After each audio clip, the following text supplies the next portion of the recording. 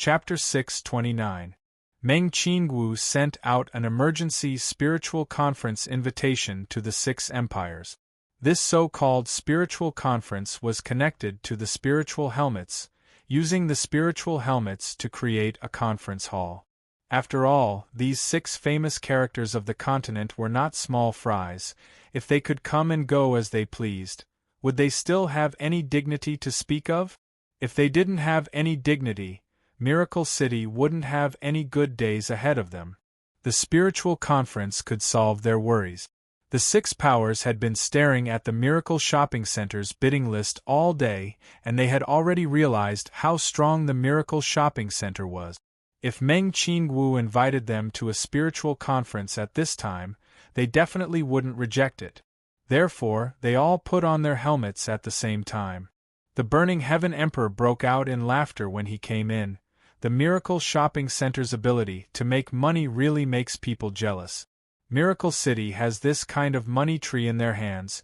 They can't not make money even if they don't want to. The Wind Moon Empress elegantly drank a cup of tea. Of course, this tea was a spiritual illusion. She slowly said, "Miracle Commerce can just lie down and make money in the future. It's not bad if we can drink some soup from the back." The Dragon Race's Great Elder and the Nether King both felt the same way. Meng Qingwu felt that the atmosphere wasn't right when she came in. These fellows were peak existences of the continent. It wasn't simple for them to sit in this position. It was hard not to be confused by their current appearance. Meng Qingwu looked at the Dark Knight Elven King, and she obtained some information from the Dark Knight Elven King's eyes. So it was like this. The Big Dry Empire working with the Howling Sky Empire and the Highland Alliance, even West Sea City could find some clues about this matter. These were peak existences of the continent. How could they not have a trace of it? This was clearly not realistic. Now that they came out crying about being poor and praising Miracle Commerce, Meng Qingwu thought there was only one possibility. These fellows had other plans. Meng Qingwu knew this matter couldn't be avoided, so she wasn't polite with them.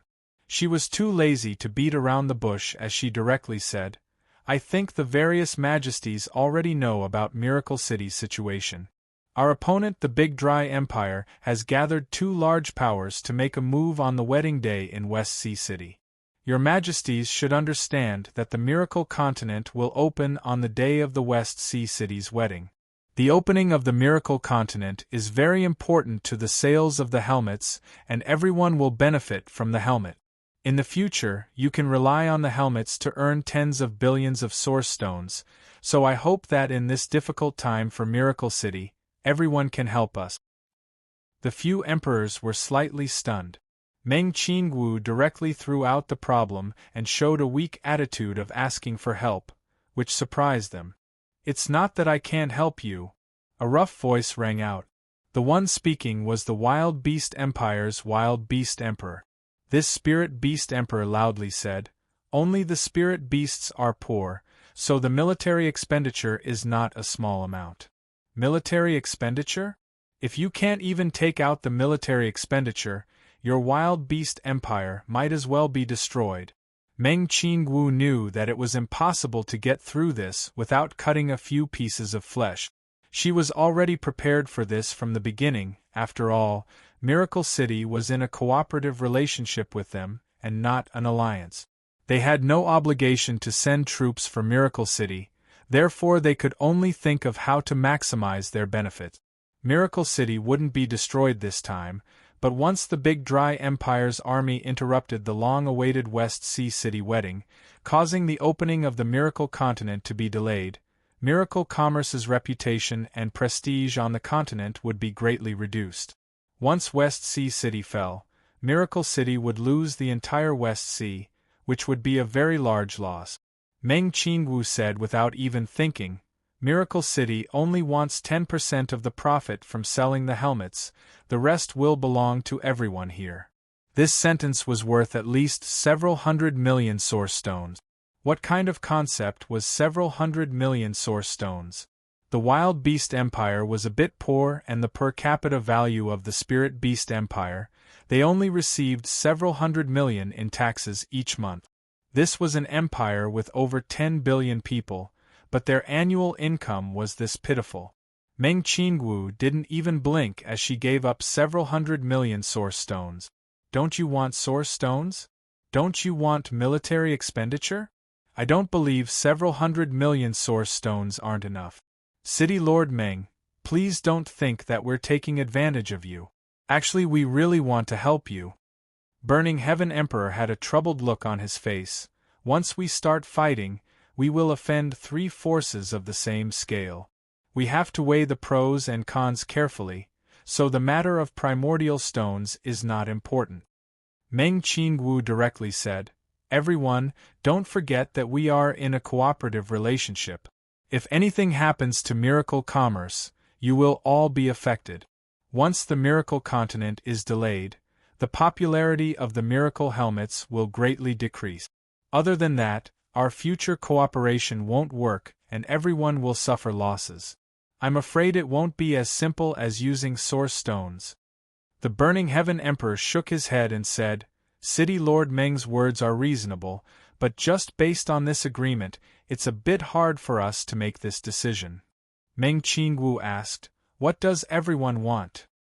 At this time, the Wild Beast Empire's Wild Beast Emperor was like a hungry wolf that smelled blood. He immediately stood up and said with glowing eyes, "How about this? You give us a bit of the Miracle Commerce Center's shares, and we'll be partners. We'll all be one family in the future, so we can help each other out." He actually wanted the Miracle Commerce Center's shares? This Miracle Commerce Center was one of Miracle Commerce's most important income channels, and it was the platform that Miracle Commerce had been laying out the longest. It couldn't be calculated now, but it could create infinite value in the future. Right now, the Miracle Commerce Center was 100% controlled by the Miracle Commerce Group. Even if it was just a bit of shares, it would be like cutting a piece of meat for the Miracle Commerce people. The Wild Beast Emperor was really crazy poor. He actually had this kind of idea. Meng Qingwu knit her brows and firmly said, "The Miracle Commerce Center is the foundation of the future. Don't you think the Wild Beast Emperor's request is a bit excessive?" The dragon race's great elder couldn't help saying, "The Miracle Commerce Center's value is hard to calculate, but because this platform has too much potential, if Miracle Commerce monopolizes the continent in the future, wouldn't we really have to beg for food behind Miracle Commerce's back? Even from a strategic point of view, Miracle Commerce shouldn't completely control the Miracle Commerce Center. This will only make the other powers of the continent feel fear towards you and Miracle City." These words were more reasonable than the Wild Beast Emperor's. The Miracle Commerce Center covered the entire continent and the entire business was controlled by Miracle City. If there was a conflict with Miracle City, would just a single Miracle Commerce Center be enough to kill them? This kind of situation where those who complied would prosper and those who disobeyed would perish was not something any ruler wanted to see. Meng Qingwu didn't give an inch as she bargained. Other than giving us 10% of the profits from the Miracle Helmets, Miracle City and Miracle Commerce can stop producing helmets in the future and let you enjoy all the profits from the Miracle Helmets. This was another large piece of the cake being cut out. Miracle Commerce wouldn't make their own helmets in the future, which meant that Miracle Commerce would have to research and develop their helmet. This job would be given to the Six Powers, which would allow the Six Powers to earn a large sum of money in the future. The Wind Moon Empress couldn't help saying, "We can develop to this day because of the thousands of years of our ancestors' capital. Even if we are poor, we have at least 100 billion source stones in reserve. We want peace of mind, and you have to know that it is hard to fight for a country and even harder to defend it. The previous emperor's foundation can't go downhill in our hands." The Nether King didn't say a word. But this was the basic meaning. This argument went back and forth for over an hour. The emperors seemed like they had eaten Miracle City up. They knew that Miracle City didn't have time to think at all because the West Sea City wedding was in a few days. How could they have time to slowly negotiate? This situation was too pressing. Meng Qingwu never thought these fellows would be so shrewd. No matter how they argued, they were all watertight. Meng Qingwu even vaguely realized that this slaughter was premeditated. They might have already known that the Big Dry Empire was contacting the other two empire powers, and they might have already known when they would make a move. They might even have deliberately leaked the news of West Sea City. The most important thing was, it wasn't hard for the emperors to investigate Miracle Commerce's mission. This wedding involved Meng Yingying and Chu Tian. Both of them were the most important people to Meng Qingwu. Everyone had a weakness, even a smart person like Meng Qingwu was no exception. So as long as they grasped this point, they were confident they could make a large profit. Meng Qingwu realized that she was in a passive position. She also realized how important strength was. If Miracle Commerce was strong enough, why would they waste their breath on them? Investing a large amount in military construction was correct, but now it seemed like it wasn't big enough. They needed to increase it. Meng Qingwu wasted 2 hours. She didn't want to waste time, so she threw out her final bottom line. Other than the 10% profit from the helmet sales and the promise that Miracle Commerce won't make any more helmets, I can give you the rights to operate the Miracle Commerce Centers in your area, allowing you to personally manage the Miracle Commerce Centers and the local trading network. Miracle Commerce won't interfere, and you just need to give Miracle Commerce a commission based on your actual income each year. The Wild Beast Emperor was a bit unhappy. We still need to pay? Your Majesties, this is Miracle Commerce's final bottom line. Meng Qingwu's expression was very serious. Like this, since the Miracle Commerce Centers are in your hands, your so-called worries don't exist. If your Majesties still can't accept this, please forgive Meng Qingwu for not being able to continue this discussion. Meng Qingwu said this and gave the Night Elven King a look. The Night Elven King Eunice gave 2 soft coughs before saying, "Everyone take a step back. This result is good for us." "I don't care what you think," the Dark Knight Forest agrees. West Sea City was very important to Miracle City. But it wasn't to the point where they couldn't live after losing it. Meng Qingwu wasn't joking, this really was her final bottom line. Actually, if it wasn't for the wedding being with Chu Tian and her beloved little sister, she wouldn't have made this many concessions with her personality. The others all looked at each other. It was about time. This cooperation with Miracle City would continue for a long time.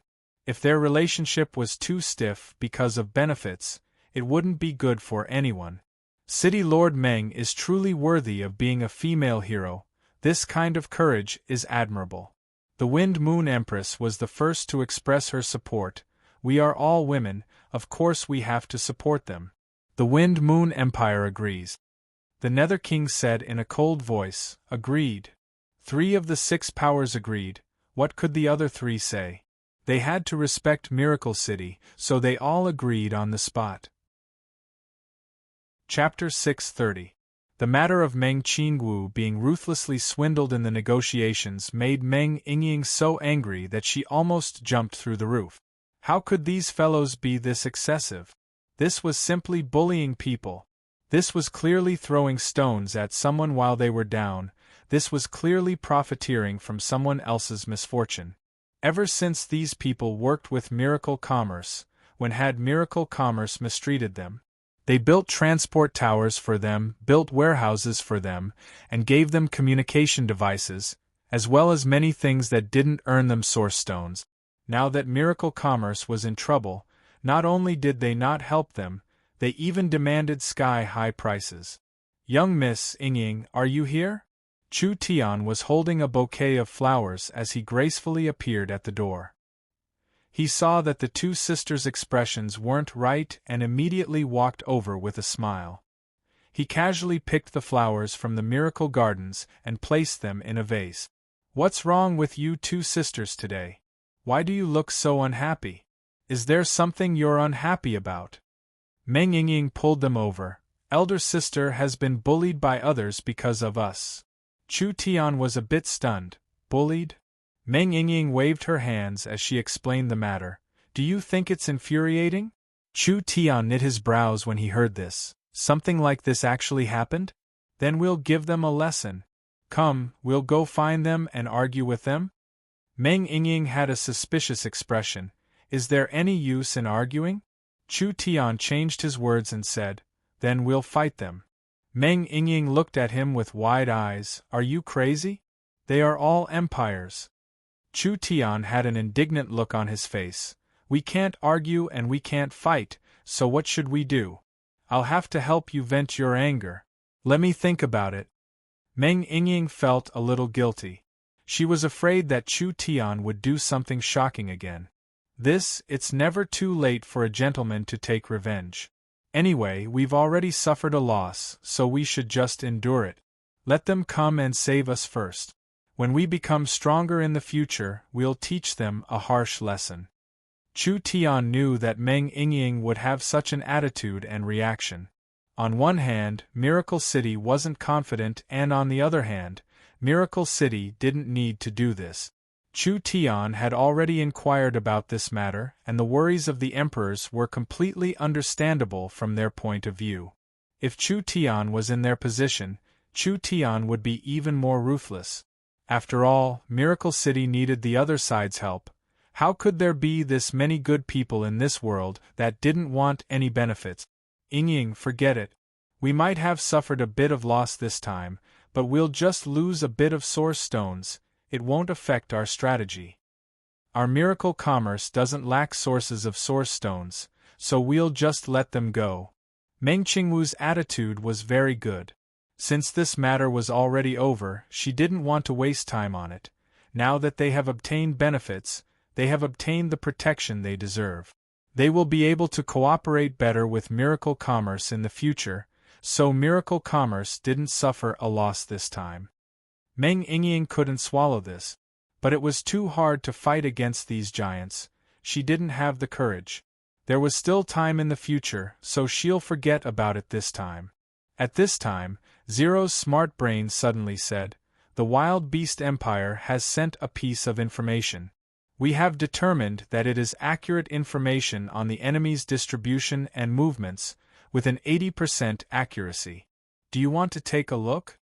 Meng Qingwu's mind was shaken. Quickly send out the information. A projector sent out the information.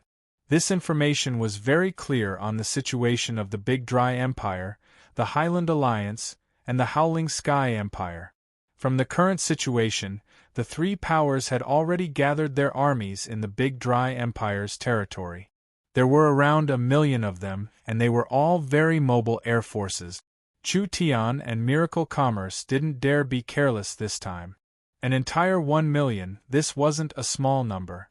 Meng Yingying was also stunned. Why did they send out this many troops? I believe most of it is a smokescreen. Meng Qingwu calmly explained. This is not a country-destroying war. It's impossible for the three empires to send out most of their trump cards to attack West Sea City. If my guesses aren't wrong, over 60% of this 1 million army are normal elites, and only a third of it is a trump card army like the one that attacked Miracle City last time. Even this was very shocking. Miracle City was attacked by the Big Dry Empire's 80,000 Dragon Hawk cavalry. If it wasn't for the ancient Tree of Life's indestructible barrier, if it wasn't for the Treants led by Cenarius, and the allied armies, Miracle City wouldn't have been able to resist. Now that there was no way to defend, and they could only fight the enemy in the wild, the difficulty could not be compared to before. Since the information was already in their hand, Meng Qingwu quickly summoned the leaders of the 6 alliances. She held an emergency meeting and explained the situation. The Big Dry Empire has come with bad intentions this time. They will definitely cause trouble for us on the Alliance's most important day. West Sea City can't be lost. We can't even suffer any attacks to avoid causing chaos and panic. Our mission this time is very difficult, which is to keep the enemy outside the forest of chaos. The Dragon Lord said with knit brows, Even if we defend the city, it's not easy to stop them. Not to mention outside the borders? There is a large gap between our battle strength and the empire groups. I have already negotiated with the 6 allied empires. They will support us in this battle. Even if we have the support of the 6 empires, There isn't enough time. Lancelot said, West Sea City's wedding will be held in a few days. Even if the 6 empires gather their troops as fast as possible, it will be hard to make it in time. Not to mention that our forest of chaos is far from them. The transport towers can't transport that many people at all. Meng Qingwu answered this question. Actually, it's very simple. The space gate has already been prepared. The 6 empires only need to gather at the nearest location. We will open the space gate to send them to Miracle City first and then teleport them to any battlefield from Miracle City. We just need to open the space gate in Miracle City. It was much easier like this.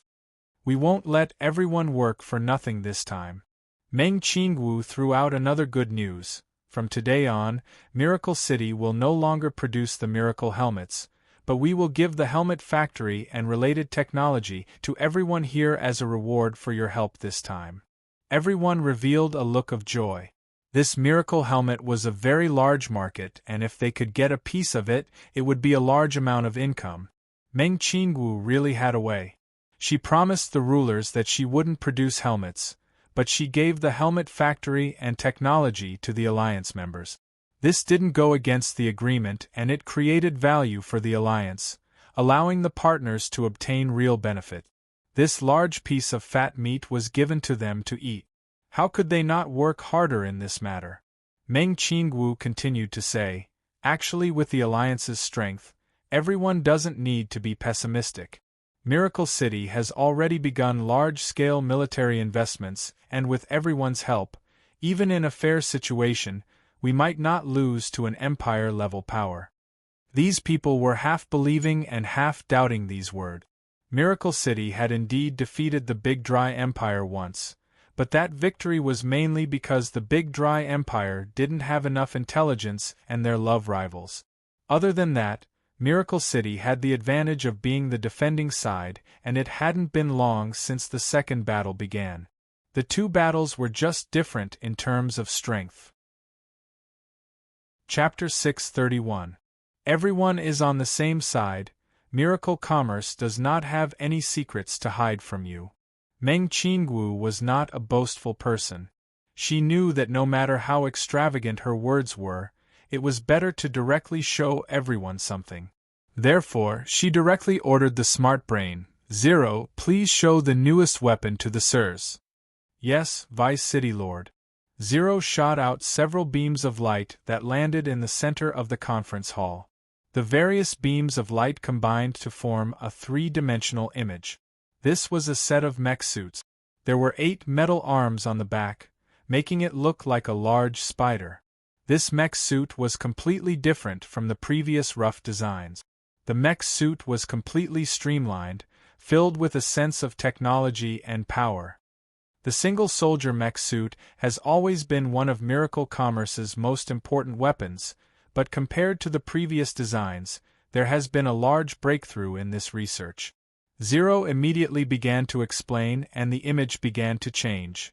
This single-soldier spider mech suit uses the moon's high energy source, so its energy intensity is several times that of the past. Other than that, it has 2 layers of shields that can block a true spirit expert's attack 6-8 times. It is equipped with 8 attack systems and also has a battle support system. Other than that, the main body of the mech suit is made of liquid metal, so it can change its size according to the wearer's body. Meng Qingwu added, we have already produced 100,000 spider mech suits, and they have already been equipped in Miracle City's strongest army. I believe that this mech suit army will become the mainstay of the battlefield. After Zero finished introducing the mech suit, he released several more beams of light. This time it was a puppet made entirely of metal. This puppet was very strange. Not only did it have human limbs, it also had a strange triangular wing on its back, so it should have the ability to fly. This is Miracle Commerce's newest winged battle robot. It also uses the moon's crystal oil as an energy source. It can adapt to all kinds of battles on land, sea, and air. This is a battle weapon made purely for the battlefield. It is a battle puppet without any intelligence. It has absolute obedience, absolute execution, absolute efficiency, and absolute precision.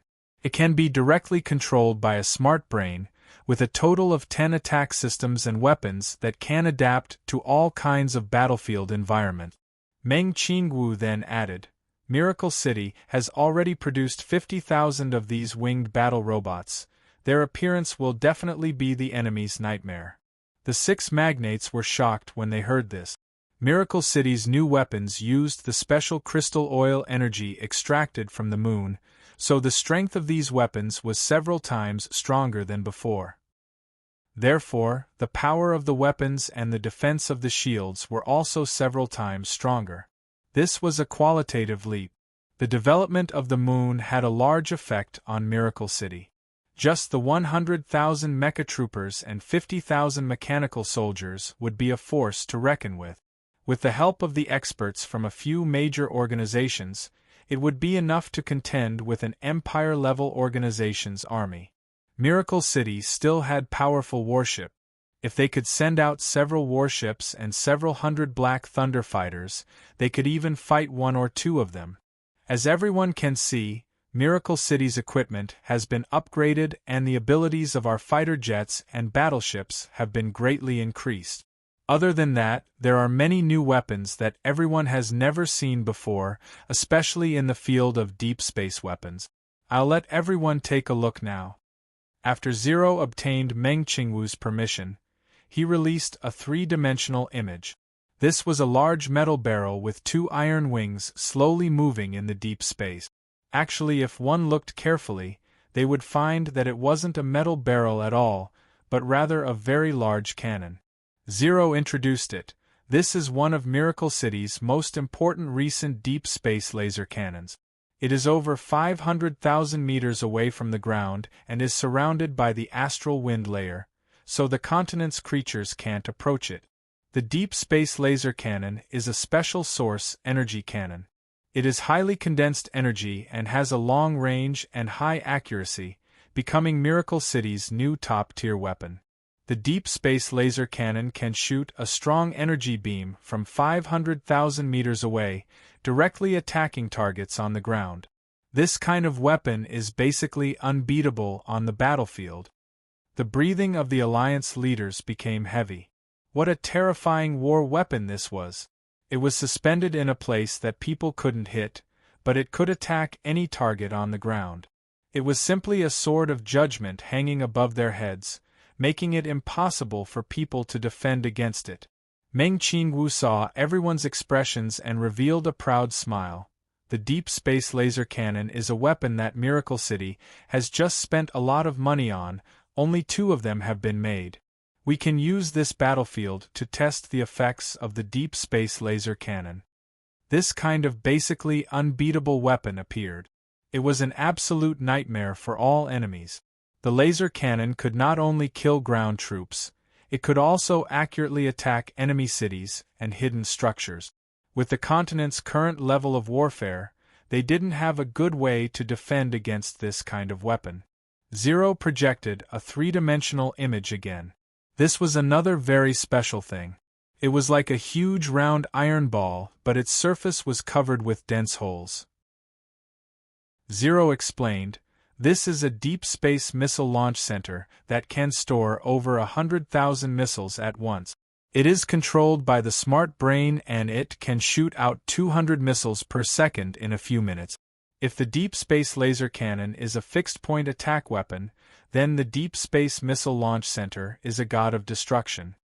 Meng Qingwu added, the Honeycomb Missile Launch Center has just produced one. We can also test its power in this battle.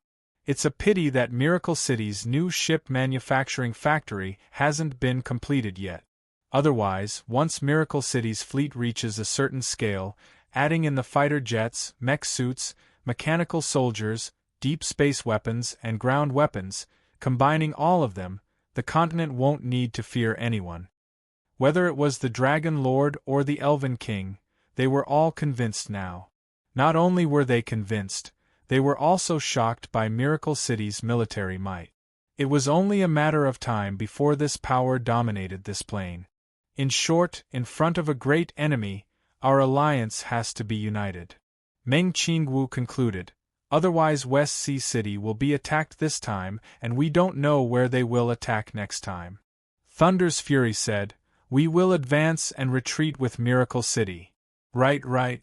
Burst Claw said without any hesitation, we will also advance and retreat with Miracle City. Meng Qingwu nodded in satisfaction. She began to arrange a defense plan, and when she finished everything, the auction for the helmets had just ended. Meng Yingying directly found Chu Tian and asked, Chu Tian, quickly tell me, how much did we earn from selling the helmets? Quickly tell me. Chu Tian replied, only 450 million. 450 million? That much? Meng Yingying was shocked by this number, but after carefully calculating it, she felt that there was a problem. How could we only earn 450 million from 3 million helmets? This is impossible. Chu Tian said, stupid, this 450 million was earned by our Miracle City. We only took a tenth of the total, the other 90% was divided by the 6 large countries.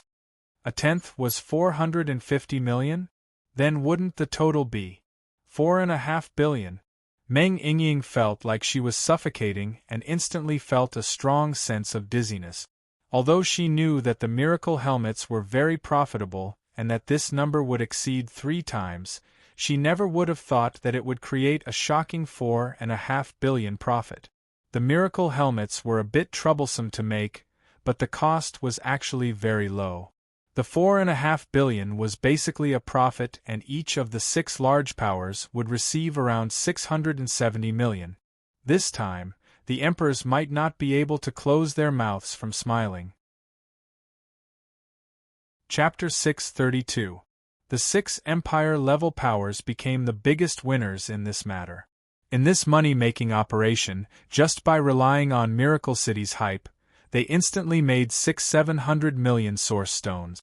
To a poor country like the Wild Beast Empire, this was equivalent to a month's worth of tax.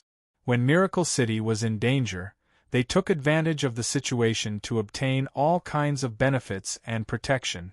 Perhaps this value wasn't shown yet, but looking at the future, it would be calculated in the tens of billions of source stones. Miracle City was this sincere. The 6 powers naturally couldn't just stand by and watch. The most important thing was that the helmets had been sold, but the source stones were still being withheld by Miracle City. They said that the system was busy right now, so they had to wait until after the West Sea City wedding to slowly give it to everyone who didn't know what Meng Qingwu was thinking. The empires couldn't let anything go wrong with the West Sea City wedding because of the 600-700 million source stones. Otherwise, who knew if Miracle City would find a reason to hold it for a longer time? The 6 powers all took action. The Dark Night Forest sent out 40,000 unicorn sacred beasts. The Heaven-Burning Empire sent out 40,000 Flame Hawk Knight. The Wind Moon Empire sent out 40,000 Sacred Sky Horse Knight. The Wild Beast Empire sent out 40,000 Twin-Legged Dragon Knight. The Dragon Territory sent out 20,000 dragons, and the Netherworld Sea sent out 20,000 soul-devouring beasts. These armies were the trump card armies of the various powers. Although there weren't many of them, their quality was very high. Compared to the Big Dry Empire's 3 trump card armies, they were stronger and not weaker. Among them, the Wind Moon Empire, Wild Beast Empire, and Burning Heaven Empire all sent out their trump card elite. The Flame Hawk Knights were the direct subordinates of the Burning Heaven Emperor. The Wind Moon Sacred Sky Horse Knights were a famous super-strong army on the continent, and the Wild Beast Empire's twin-legged dragons were a super-strong army trained by the Wild Beast Empire's many battles. The Night Elves didn't directly send out their clansmen. The entire army was made up of demon beasts. The Unicorn Sacred Beasts were stronger than normal unicorns. They grew up bathing in the Dark Night Forest's moon essence and being baptized by elven priests. They were brave and had a high intelligence, could fly, and could heal themselves or heal the enemy. The Dragon Territory directly sent out 20,000 dragons. These dragons were existences close to the heaven domain realm, and even if these 20,000 dragons were weak, they were still stronger than the trump-card armies of an empire. The Nether-Sea soul-devouring beast was a high-level undead monster refined by a necromancer. It had all kinds of unimaginable abilities, and was enough to strike fear into the hearts of people on the battlefield. There were 200,000 reinforcements from the 6 nations. Although there weren't many of them, their combat strength was terrifying. No matter how strong the Big Dry Empire's army was, if they met this army, they would have to properly consider it. The only problem now was that it was too late for the armies of the 6 powers to rush to the Forest of Chaos, and the transport towers couldn't support such a large-scale transport array. Therefore, the armies of the 6 countries gathered in the Wind Moon Empire in the center of the continent, but it would still take several days to complete. West Sea City's wedding was right in front of them. Every corner of the continent was busy preparing for the wedding. The helmet factories of the 6 great empires continued to produce helmets, and the helmets would eventually be sent to the helmets buyers in every corner of the world. If everything went according to plan, they would be able to distribute the 3 million helmets they owed before the wedding. The Great Qian Empire's allied forces have begun to move. Meng Qingwu was sitting in the command center of Miracle Castle. When she learned of this news, Miracle City's powerful information system began to operate. Several dozen Heaven's Eye airships were monitoring the situation, so Miracle City could clearly see the Big Dry Empire's every move. Miracle City had been patiently waiting. They were mainly afraid of a 1 in 10,000 chance of accidental injuries. What if, the Big Dry Empire wasn't gathering their army to deal with the Forest of Chaos? Now that their army was moving at this critical moment, this meant that there was no 1 in 10,000 chance of a misunderstanding. Their sword was pointed at the Western Sea and their intentions were clear, so they didn't need to be merciful. The Big Dry Empire's army knew that they couldn't escape surveillance at all, so instead of hiding, they might as well release their momentum. They swallowed the sky and earth, creating a large momentum, without any intention of hiding at all. This was an army of over 1 million. This scene that covered the sky and earth like it was coming from West Sea City shocked all the large and small kingdoms. Not to mention the hidden elite army of the empires, even the other armies were elites of the empires. It wasn't something a small or large kingdom could resist. With this speed, they would arrive in West Sea City in around 2 days. When will the reinforcements of the 6 countries arrive? Reporting to the city lord, it will take at least 3 days. Meng Qingwu's finger gently tapped the table as her eyes stared at the dense life signals on the 3-dimensional map made by Smart Brain. She quickly began to plan in her mind. 50,000 mech suits, 50,000 mechanical soldiers, 4 warships, 20 airships, 300 fighter jets, 2 deep space laser cannons, 1 deep space honeycomb missile center, and around 100,000 Alliance elite reinforcements. This was the total battle strength they had invested. It should be enough to deal with an empire's army, but if they wanted to hold back an army of 1 million and have a watertight defense, it would be a lot of pressure. Meng Qingwu said to Smart Brain after thinking about it, 0. Analyze the enemy's life signals. 0 was Miracle City's central Smart Brain.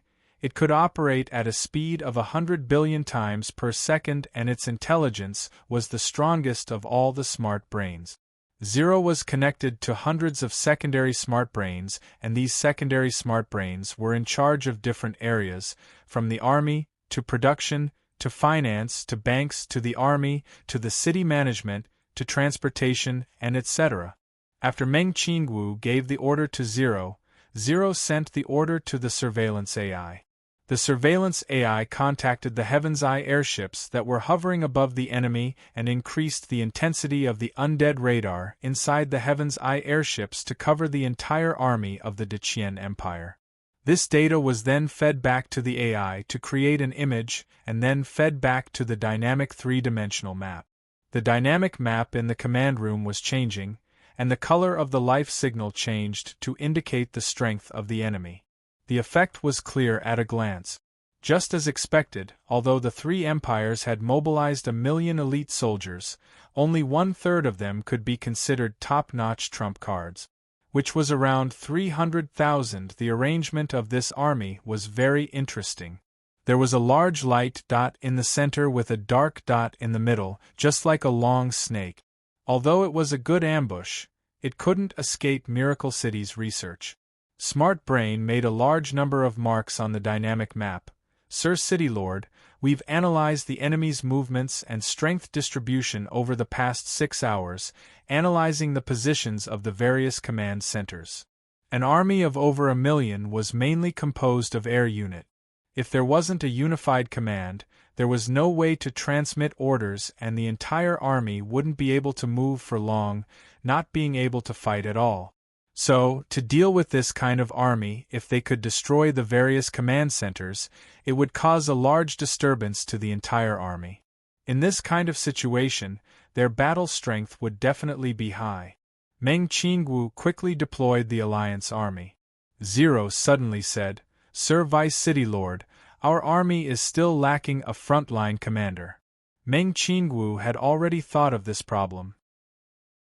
Although Miracle City's army could be commanded from afar or by Smart Brain, there was not only Miracle City's direct army, there was also the Forest Alliance's allied army and the Six Empires' army. The frontline commander had to coordinate these different armies. Who should she send as the commander? Chu Tian came into the command hall at this time. "Young miss, there's no need to worry, I'll be the commander. Stop messing around." Meng Qingwu glared at him. "If you run to the front lines to fight, who will Ying marry? Isn't there still time?" Chu Tian heroically said, "I'll destroy the Three Empires' army and then go to West Sea City to get married. There's no conflict between the two." Chu Tian's words were very easy to say. It gave people the illusion that destroying the Big Dry Empire's army was as easy as swatting a group of flies. Meng Qingwu felt a headache coming on. "Are you sure?" Chu Tian nodded. "Young miss can be assured there won't be any problems." Meng Qingwu gave a sigh. She indeed couldn't find a suitable person right now. Other than Chu Tian, who else had the qualifications to represent Miracle City in coordinating the various armies? Although Meng Qingwu had the corresponding prestige, Meng Qingwu's battle strength was too weak. She couldn't take on the front lines. Prepare the deep space weapons. We'll destroy the enemy's command system. When Meng Qingwu was preparing the various weapons, Chu Tian had already left Miracle City. He led Miracle City's army and left the Forest of Chaos as quickly as possible, heading to where the Big Dry Empire's reinforcements would pass to set up an ambush. Chu Tian thought that just these troops weren't enough, so he first set up a space warehouse near the battlefield. He used the space warehouse to transport large amounts of equipment from Miracle City, including guided missile carriages, source energy cannons, anti-air laser cannons, and various heavy weapons. At this time, Meng Qingwu's voice sounded in Chu Tian's ears through the communication device. "Pay attention, the enemy's main force is less than 300 miles away. Miracle City's deep space weapons have been prepared, they will be activated now." "Understood. We'll show them something good this time." Chu Tian's lips curled into a faint smile as he gently raised his hand. "Have the guided missile unit prepare. Let's cooperate with the deep space weapons and give these fellows a large gift." The 30 guided missile carriages on the mountain slowly raised their launchers and several hundred missiles were activated at the same time, aiming straight ahead. Fire! The 30 guided missile carriages released energy and several hundred missiles created sparks in the air. They shot into the sky from the missile carriages and turned into dots of light in the blink of an eye. From this moment on, the battle officially began. Chapter 633. After the Battle of Miracle City, the Big Dry Empire and the Forest Alliance formed an irreconcilable grudge. One was an empire, one was an overlord. The Big Dry Empire couldn't endure this kind of shame. It was the same even if they were asking for it. In the past 10 years, Even if the Big Dry Empire had fought with the other empire-level powers on the continent, they had never lost as miserably as Miracle City. The Forest Alliance still couldn't become a recognized empire-level power on the continent, so because of their defeat in this battle, the Big Dry Empire had lost all their face. If it was a normal kingdom, this loss of face wouldn't matter, at most they would lose a bit of face. But for an empire like the Big Dry Empire, this loss of face wasn't just a problem of the emperor's face, it was related to the empire's prestige and influence. The empire's prestige was related to their benefit. Any empire-level power on the continent had over 100 small and medium subsidiary powers. The Big Dry Empire had 130 subsidiary powers, several warring kingdoms, several large and small kingdoms, and several large and small sections. What did they rely on to manage all these powers? Even if the Big Dry Empire's army was strong, they couldn't manage all these places at once. These subsidiary powers obediently paid tribute to the Big Dry Empire every year mainly because they were afraid of the empire's prestige. It was the empire's influence that restricted them, making them not dare neglect the Big Dry Empire at all. Therefore, the stronger the empire, the more loyal the subsidiary powers were and the more they paid tribute. An empire's face was directly linked to their benefits. Miracle City's battle. The Big Dry Empire had suffered heavy losses and lost all their face. Not only were they ridiculed by the other empire-level powers, some subsidiary powers were also affected. They thought that the Big Dry Empire was weak and wasn't worth trying to please, so their tribute would be greatly reduced in the end. The Big Dry Empire's competitors would even take this chance to make some of the opportunists change sides. Miracle City's defeat this time would have a long-lasting effect on the Big Dry Empire, therefore it was urgent to save their face.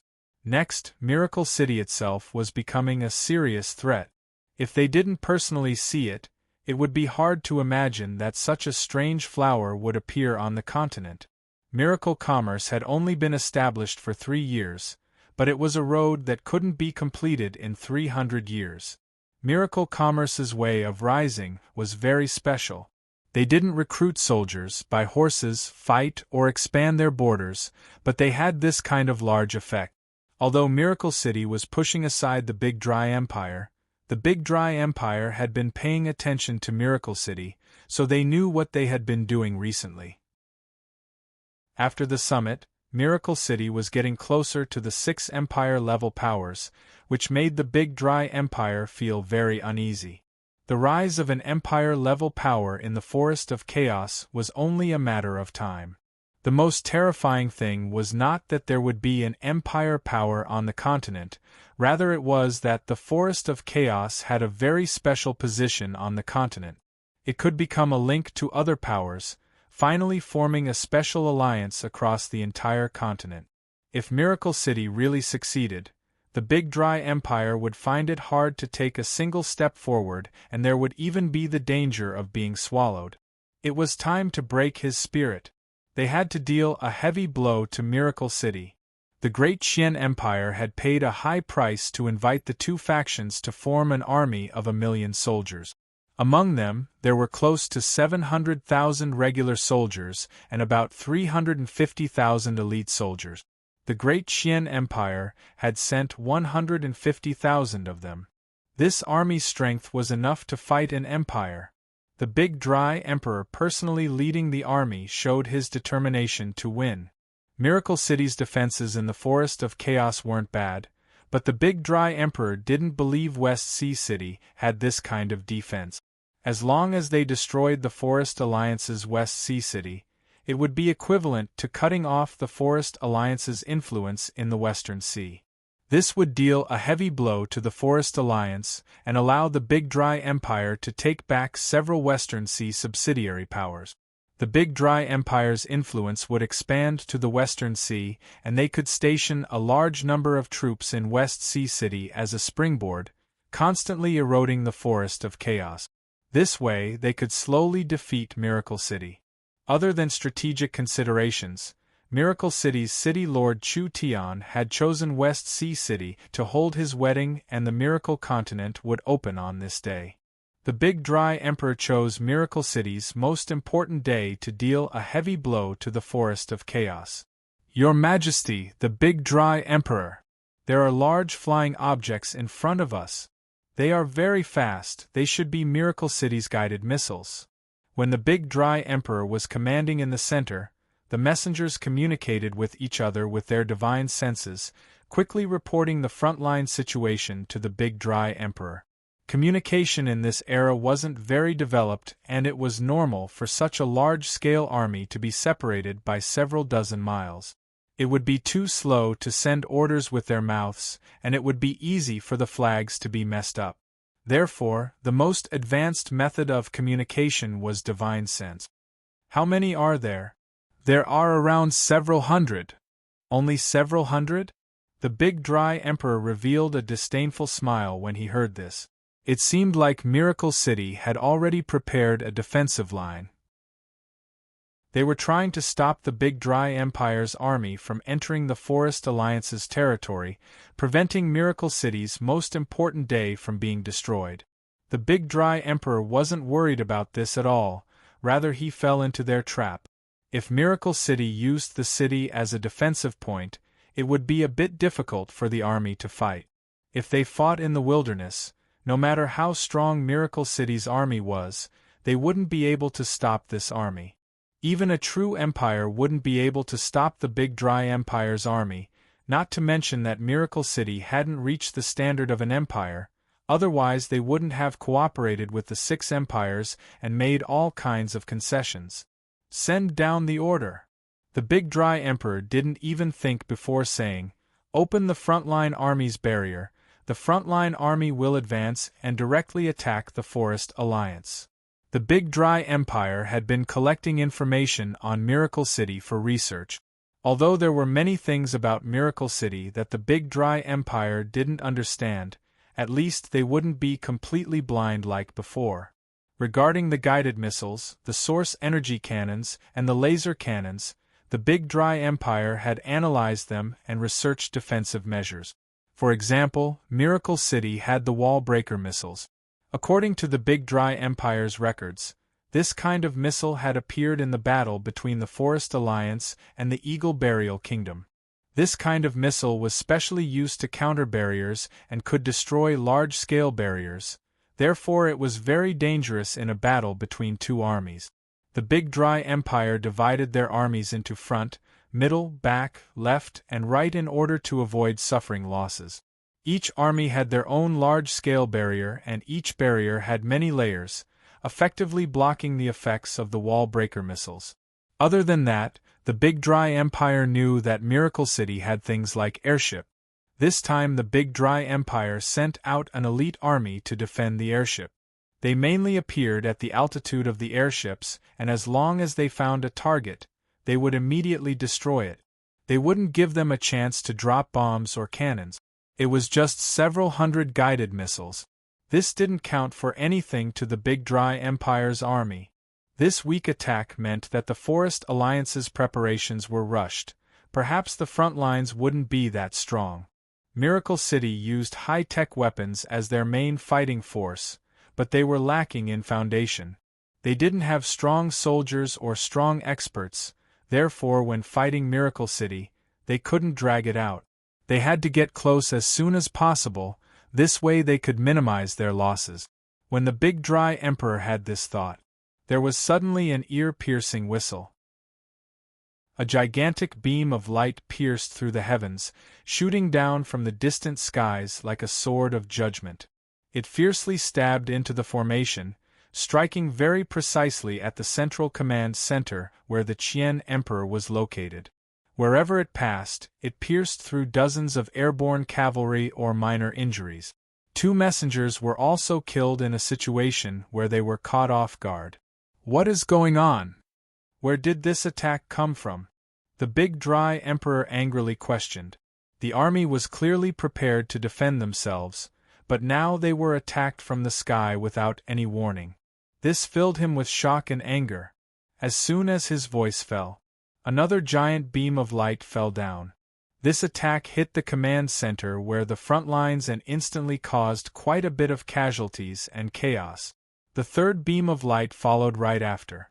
This attack hit the command center where the front lines and the rear armies were connected. These attacks were all very accurate and the intent was very clear. It was clearly to disturb the Big Dry Empire's command center. The Big Dry Emperor finally couldn't hold back as he ordered, "Open the barrier." Before this order was sent out, the Big Dry Empire's army was scared silly by what happened next.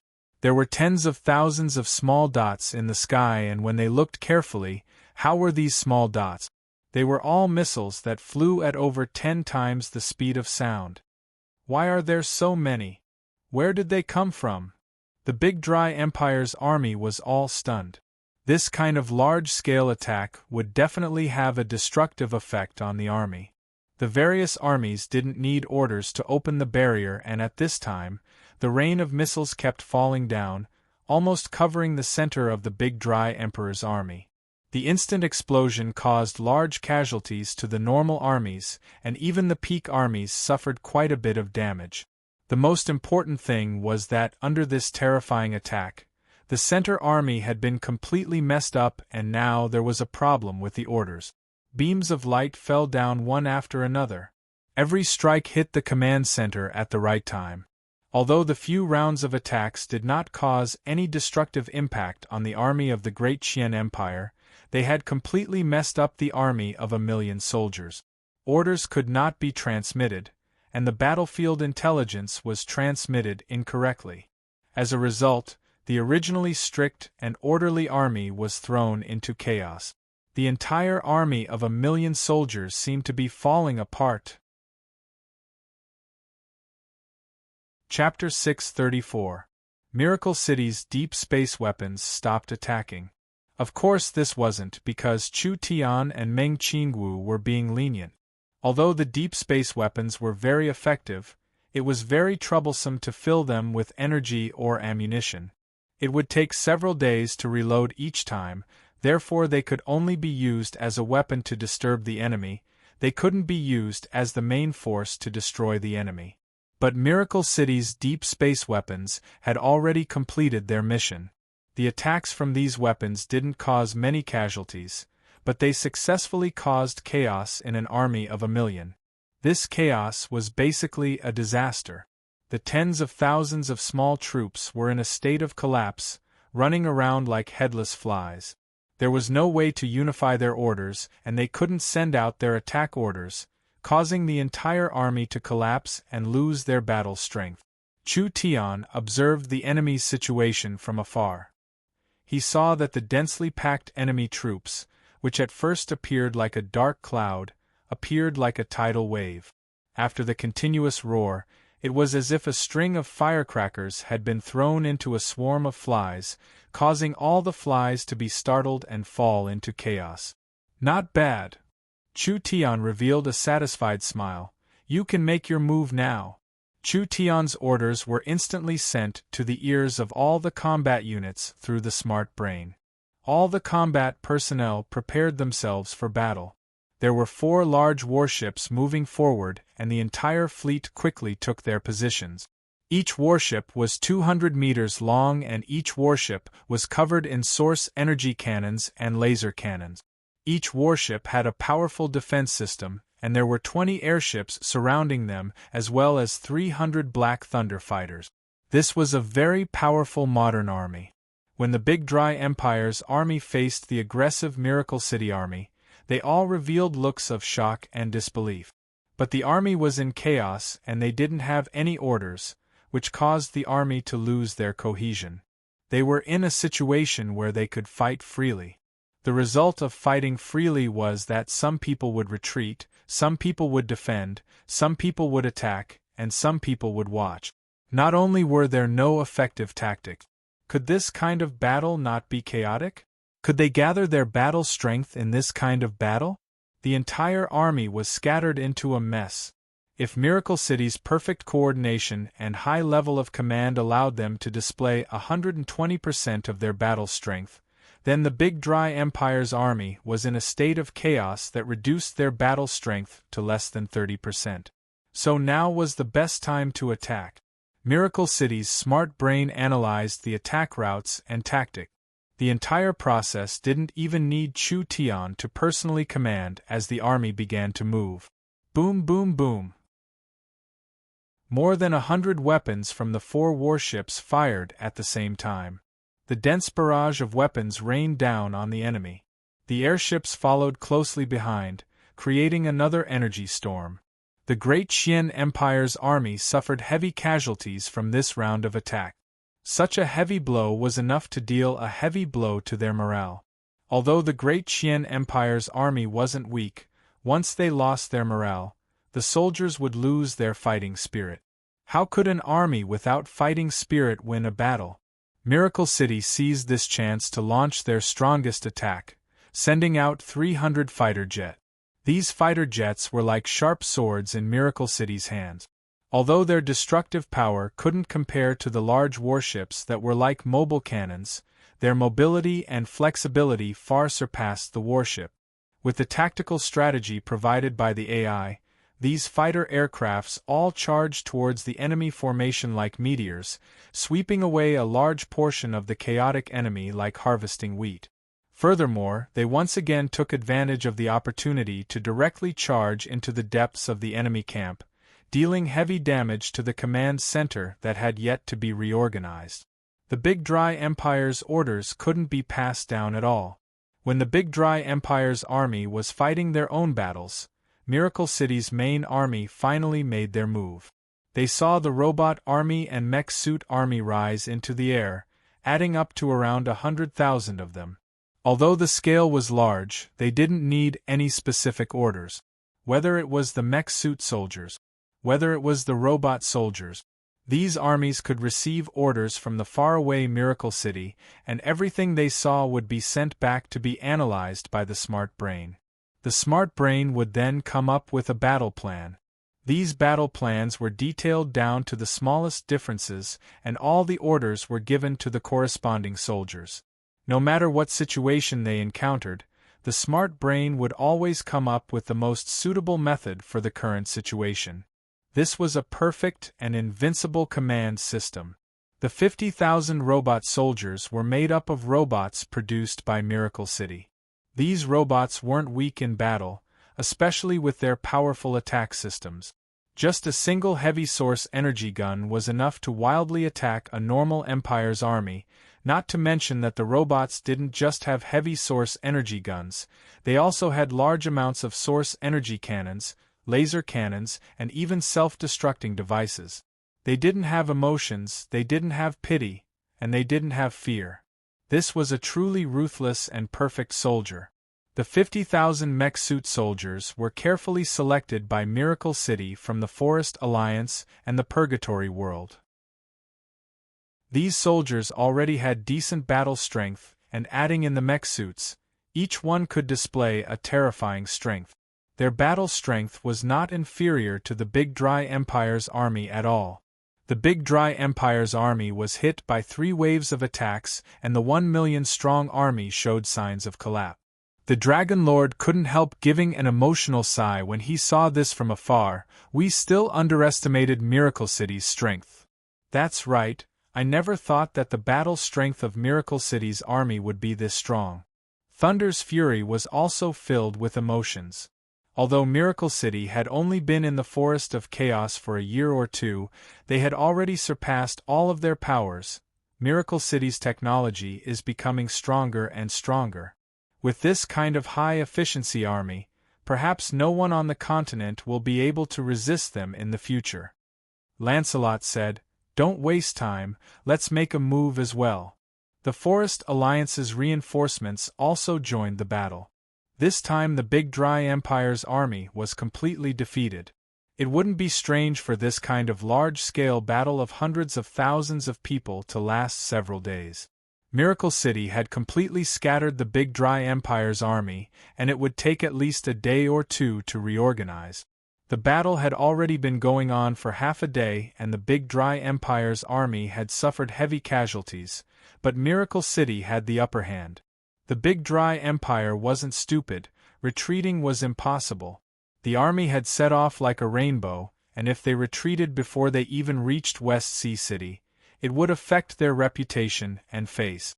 Not to mention that reorganizing would take several days and the West Sea City wedding would be over by then, so the effect of this battle would be greatly reduced.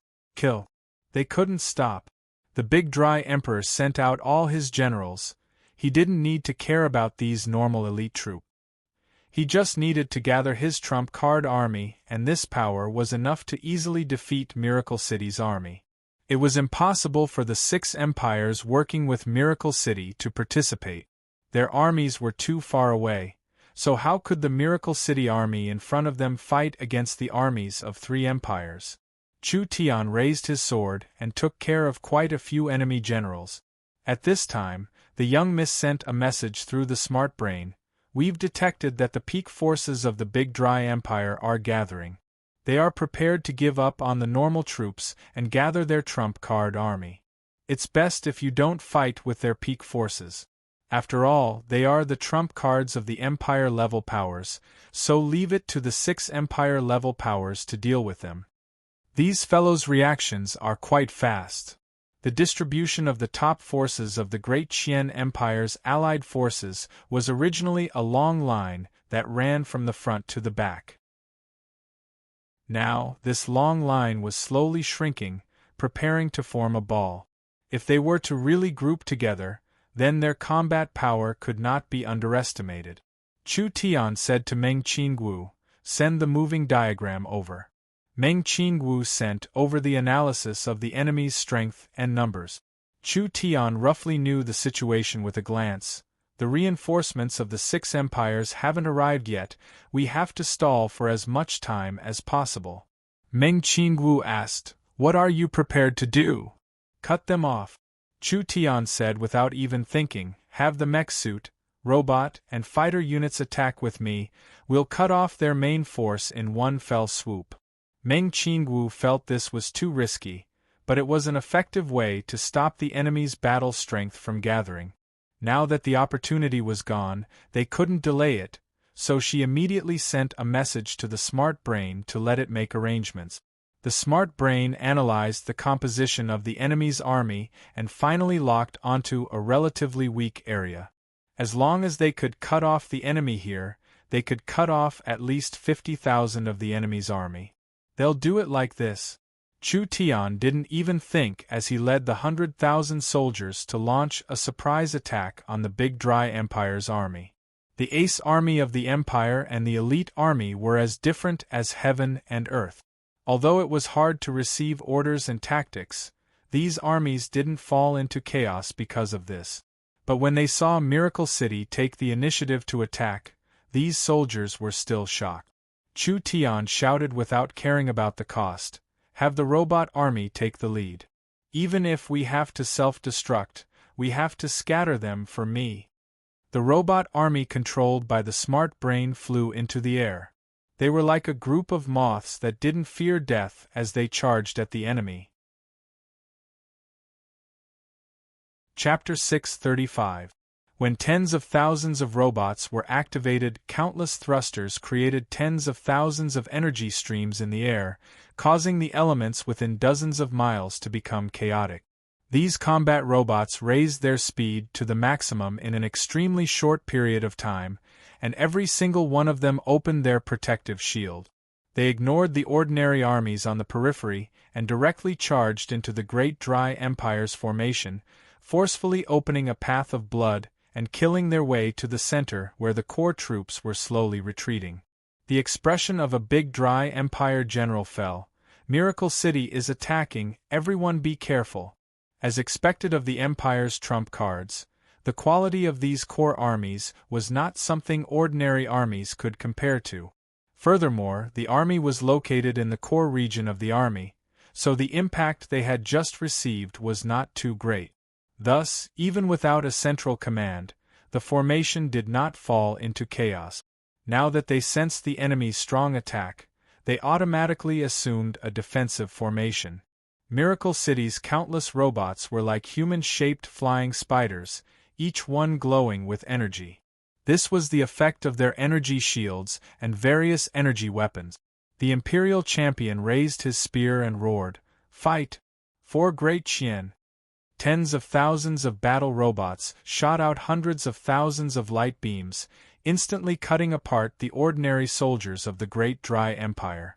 When the Great Dry Empire's core army faced such an attack, their expressions all turned serious, and they all got into formation to defend. This army was like an impregnable fortress. Under the bombardment of countless light beams and missiles, it remained unmoved and did not suffer much damage. At this time, the battle machine army was already close at hand.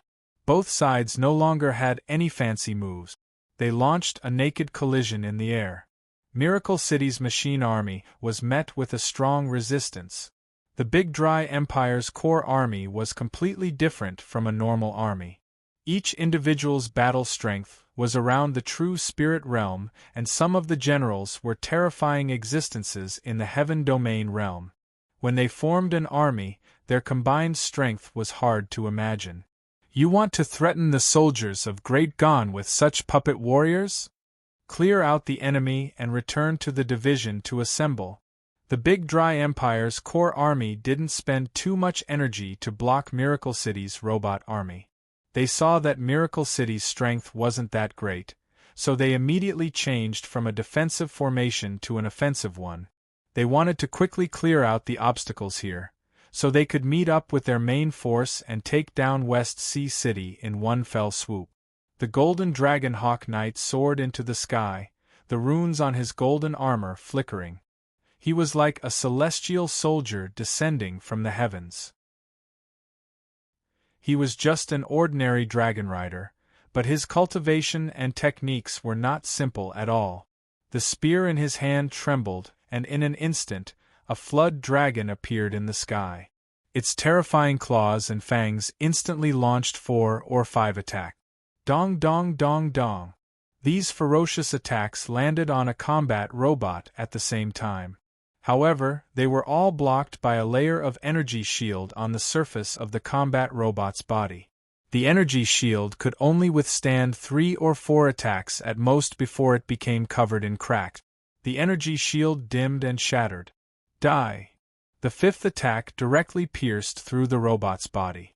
This process seemed complicated, but it was actually very fast. It only took an instant. However, the combat robot did not stop there. Its entire body was releasing runes filled with destructive power as it activated its self-destruct sequence and pounced towards the warrior. Not good! Before the warrior could even defend himself, the combat robot suddenly exploded. A terrifying energy was released in an instant, engulfing the warrior along with his mount in an instant.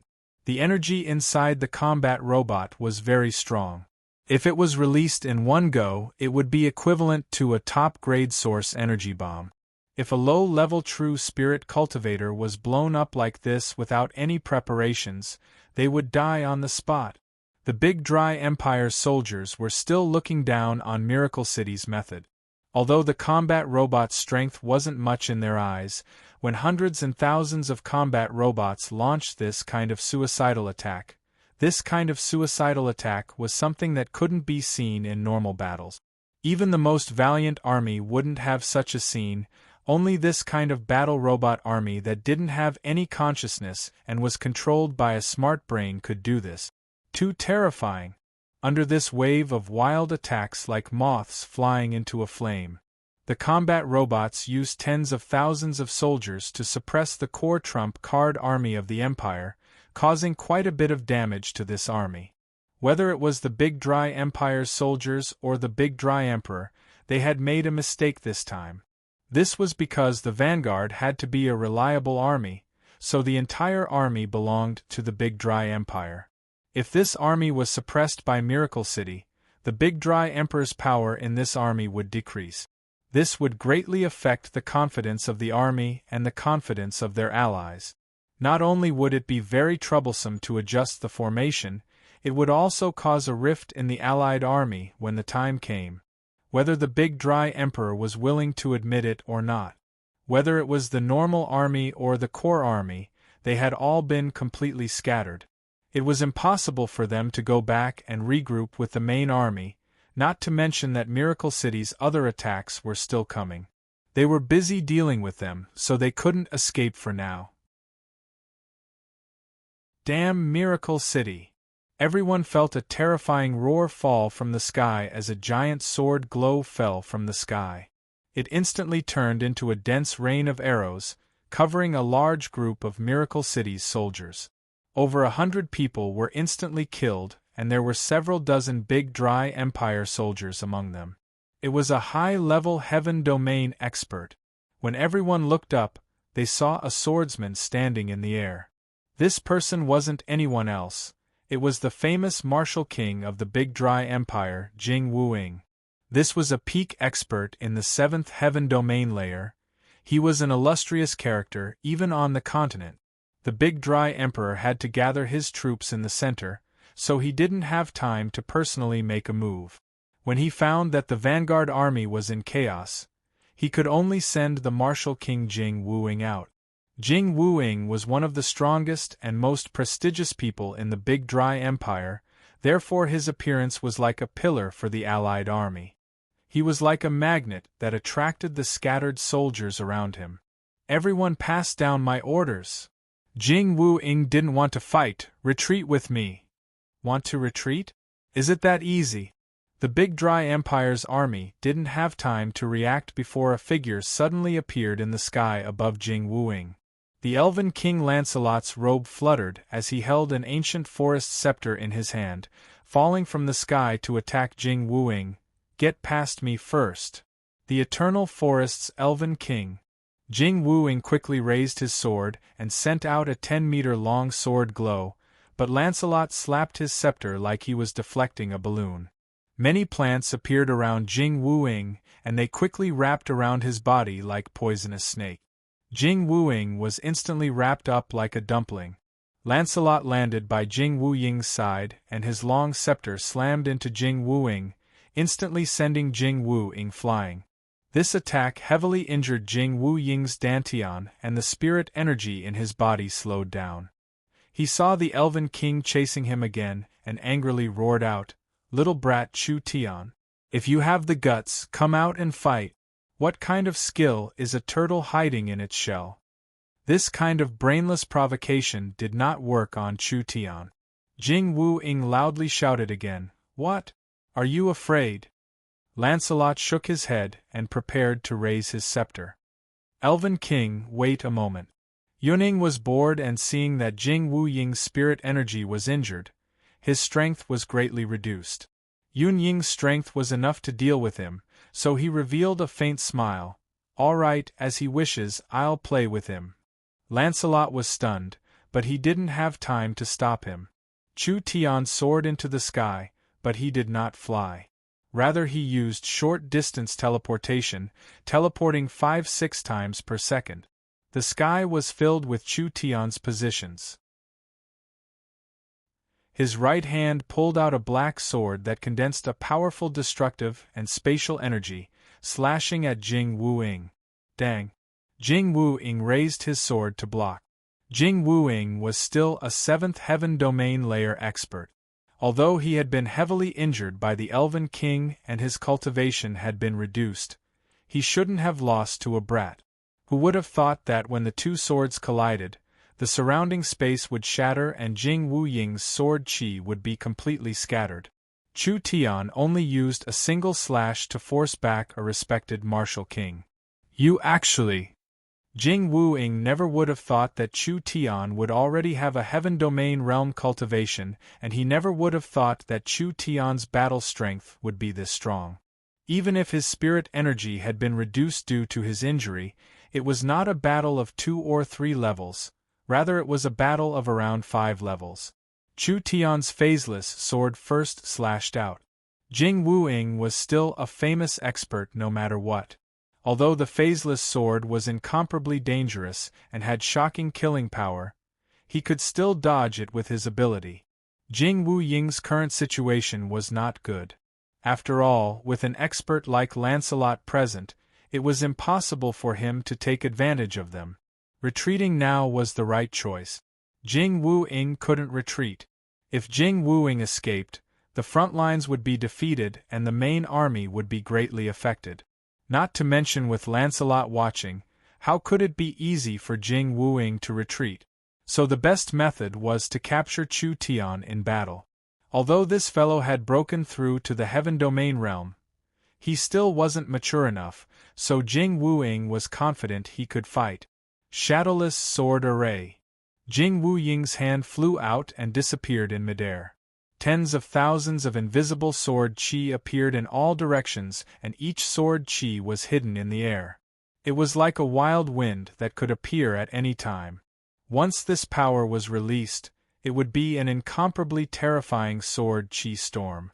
Although the surrounding soldiers didn't directly join the battle, Jing Wu-ying's sword chi storm had swept in hundreds of people. They were instantly torn to pieces and countless pieces of flesh and blood mixed with the sword chi, finally moving towards Chu Tian in the center. Jing Wu-ying soared into the air and used his body as a sword, flying in all directions. He wanted to use the shadowless sword array to suppress Chu Tian and capture Chu Tian. Who would have thought that Chu Tian would ignore the surrounding sword chi? He slowly opened his eyes, and one eye was golden and the other was white. Chu Tian had released two kinds of energy at the same time. This was one of the main changes after he broke through to the heaven domain realm. In the past, Chu Tian could only use one kind of energy at the same time, but now he had released two kinds of energy. The white represented space and the silver represented time. These were the two highest level energies. If a normal person had one of them, they could be considered a heaven's pride, not to mention having two at the same time. Time freeze. Chu Tian released his energy, and wherever he went, the surrounding space and time would freeze like ice, causing the tens of thousands of sword chi to stop. Jing Wu-ying revealed a look of shock. How is this possible? With Chu Tian's current cultivation and strength, if he released a single kind of energy, whether it was spatial energy or time energy, he wouldn't be able to resist Jing Wu-ying's power at all. But space and time energy came from the same source and the two complemented each other, multiplying their power.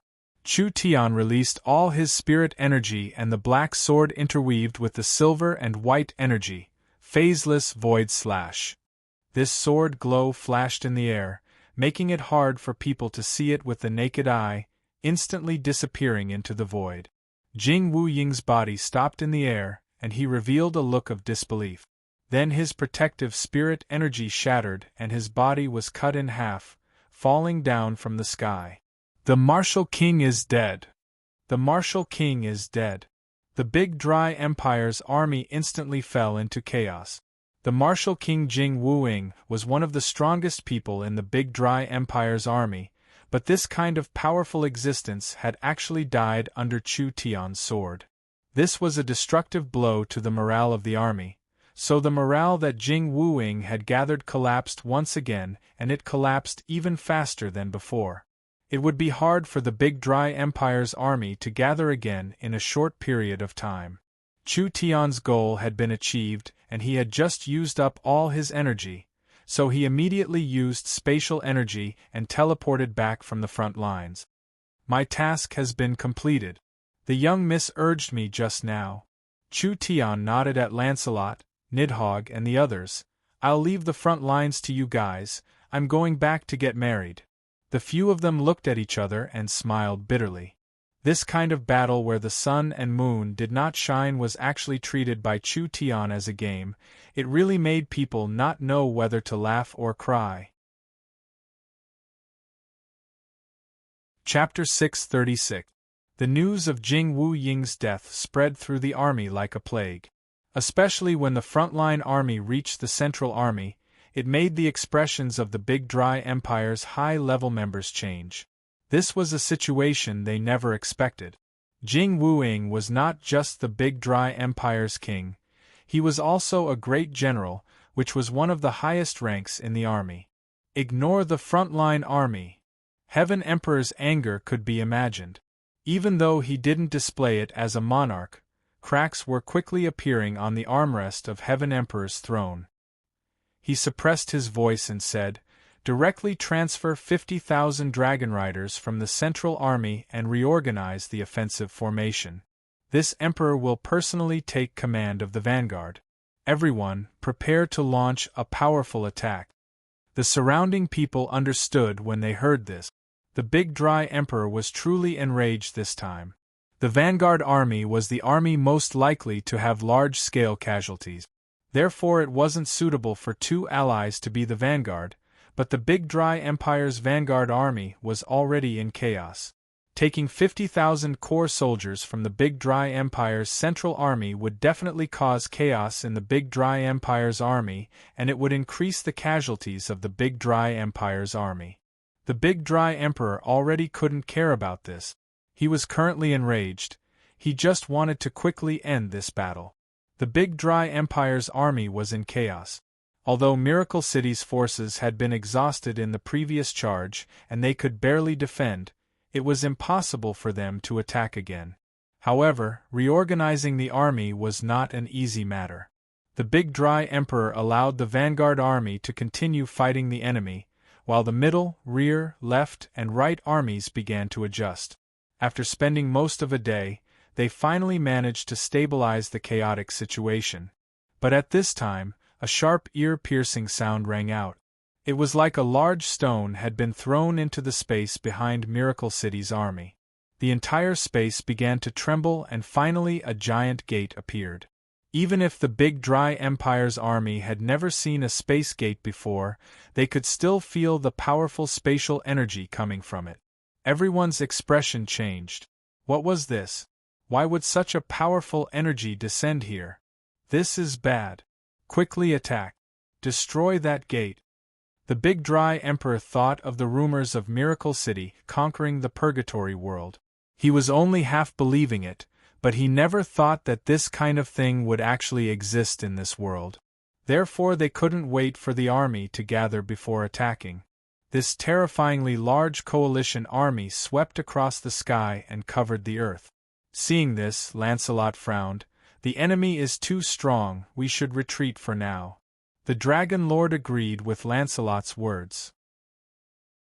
The space gate had appeared too far away, so the Big Dry Empire's army couldn't stop it from opening. So when the battle reached this point, there was no suspense left. As for what would happen next, the Forest of Chaos would support them and the battlefield would become a game between the Empire's armies. It was too late.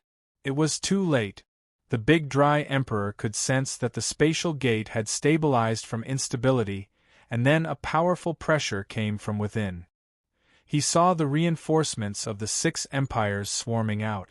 Powerful wyverns, powerful soul-devouring beasts, powerful divine unicorns.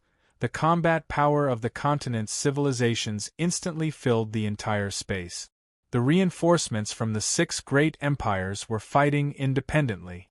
Although there weren't many of them, they were extremely elite.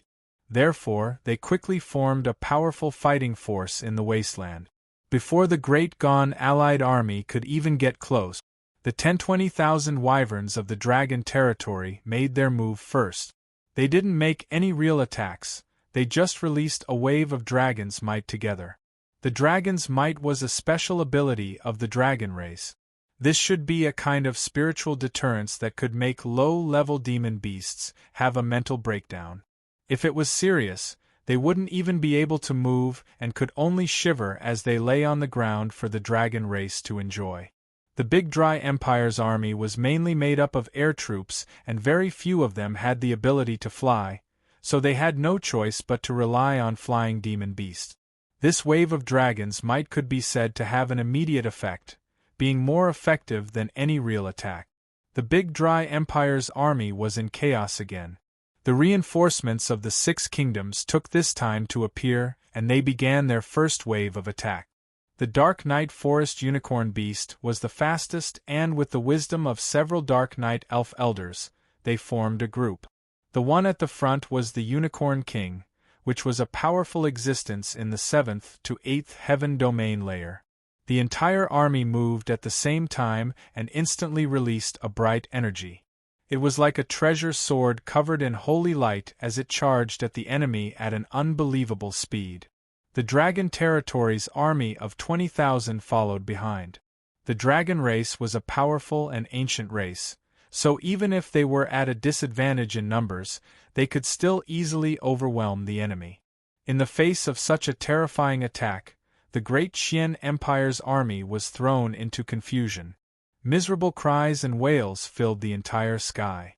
Flesh and blood rained down like a torrential rain. The blood of hundreds of thousands of living beings dyed the ground red. The dark night forest unicorn beast was a rare life-attributed demon beast.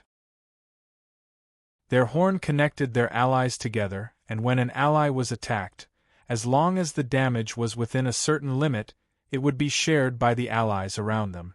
The healing energy transmitted from the horn could also quickly heal them. The Netherworld Sea's soul-devouring beast was a monster that people feared. This monster could swallow the souls of the battlefield to release undead monsters. Although these undead monsters were temporary and couldn't be preserved forever, their strength was similar to when they were alive. In other words, as long as the souls of the Big Dry Empire's soldiers hadn't dissipated, the soul-devouring beast could merge their souls with death energy, allowing them to reappear on the battlefield. This method not only increased their battle strength, it was also a deterrent to the enemy's morale. The Wind Moon, Burning Heaven, and Wild Beast armies weren't simple either.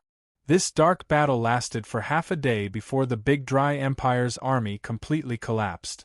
The Howling Sky Empire and the Highland Alliance had suffered heavy losses and had no hope of victory, so they retreated.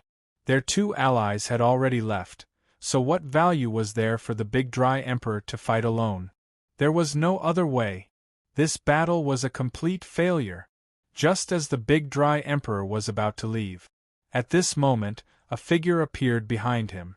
Elder Long stretched out his neck, no visible energy or fluctuations being released from his mouth, but the Big Dry Emperor seemed to have been viciously smashed by something that weighed 100 million tons, falling straight down from mid-air to the ground, immediately causing a mountain peak to cave in. You guys actually. The Big Dry Emperor didn't think that the 6 great Emperor-level characters would make a move at the same time. If it was one-on-one, the Big Dry Emperor wouldn't be afraid of any one of them, but 6-on-1, the Big Dry Emperor had no chance of winning. Not to mention that among the 6, the Nether King and the Dragon Elder were peak existences even among the great Emperor-level characters. The Big Heaven Emperor was a decisive person. He immediately circulated his energy and ignited a portion of his essence blood. A large amount of bloody mist spurted out from every pore of his body, instantly spreading out in all directions like a plague. As long as it was a living being that was enveloped by this bloody mist, their essence blood would automatically be ignited. Afterwards, their essence blood would also turn into a burning bloody mist that spurted out. This bloody mist grew larger and larger, finally covering several thousand meters. Eunice's face was very dark and ugly. It's the blood demon soul burning technique. He actually sacrificed a part of his cultivation to use such a vicious blood escape technique? The blood mist released by the Big Dry Emperor killed at least a few thousand soldiers, most of which were from the Big Dry Empire's army.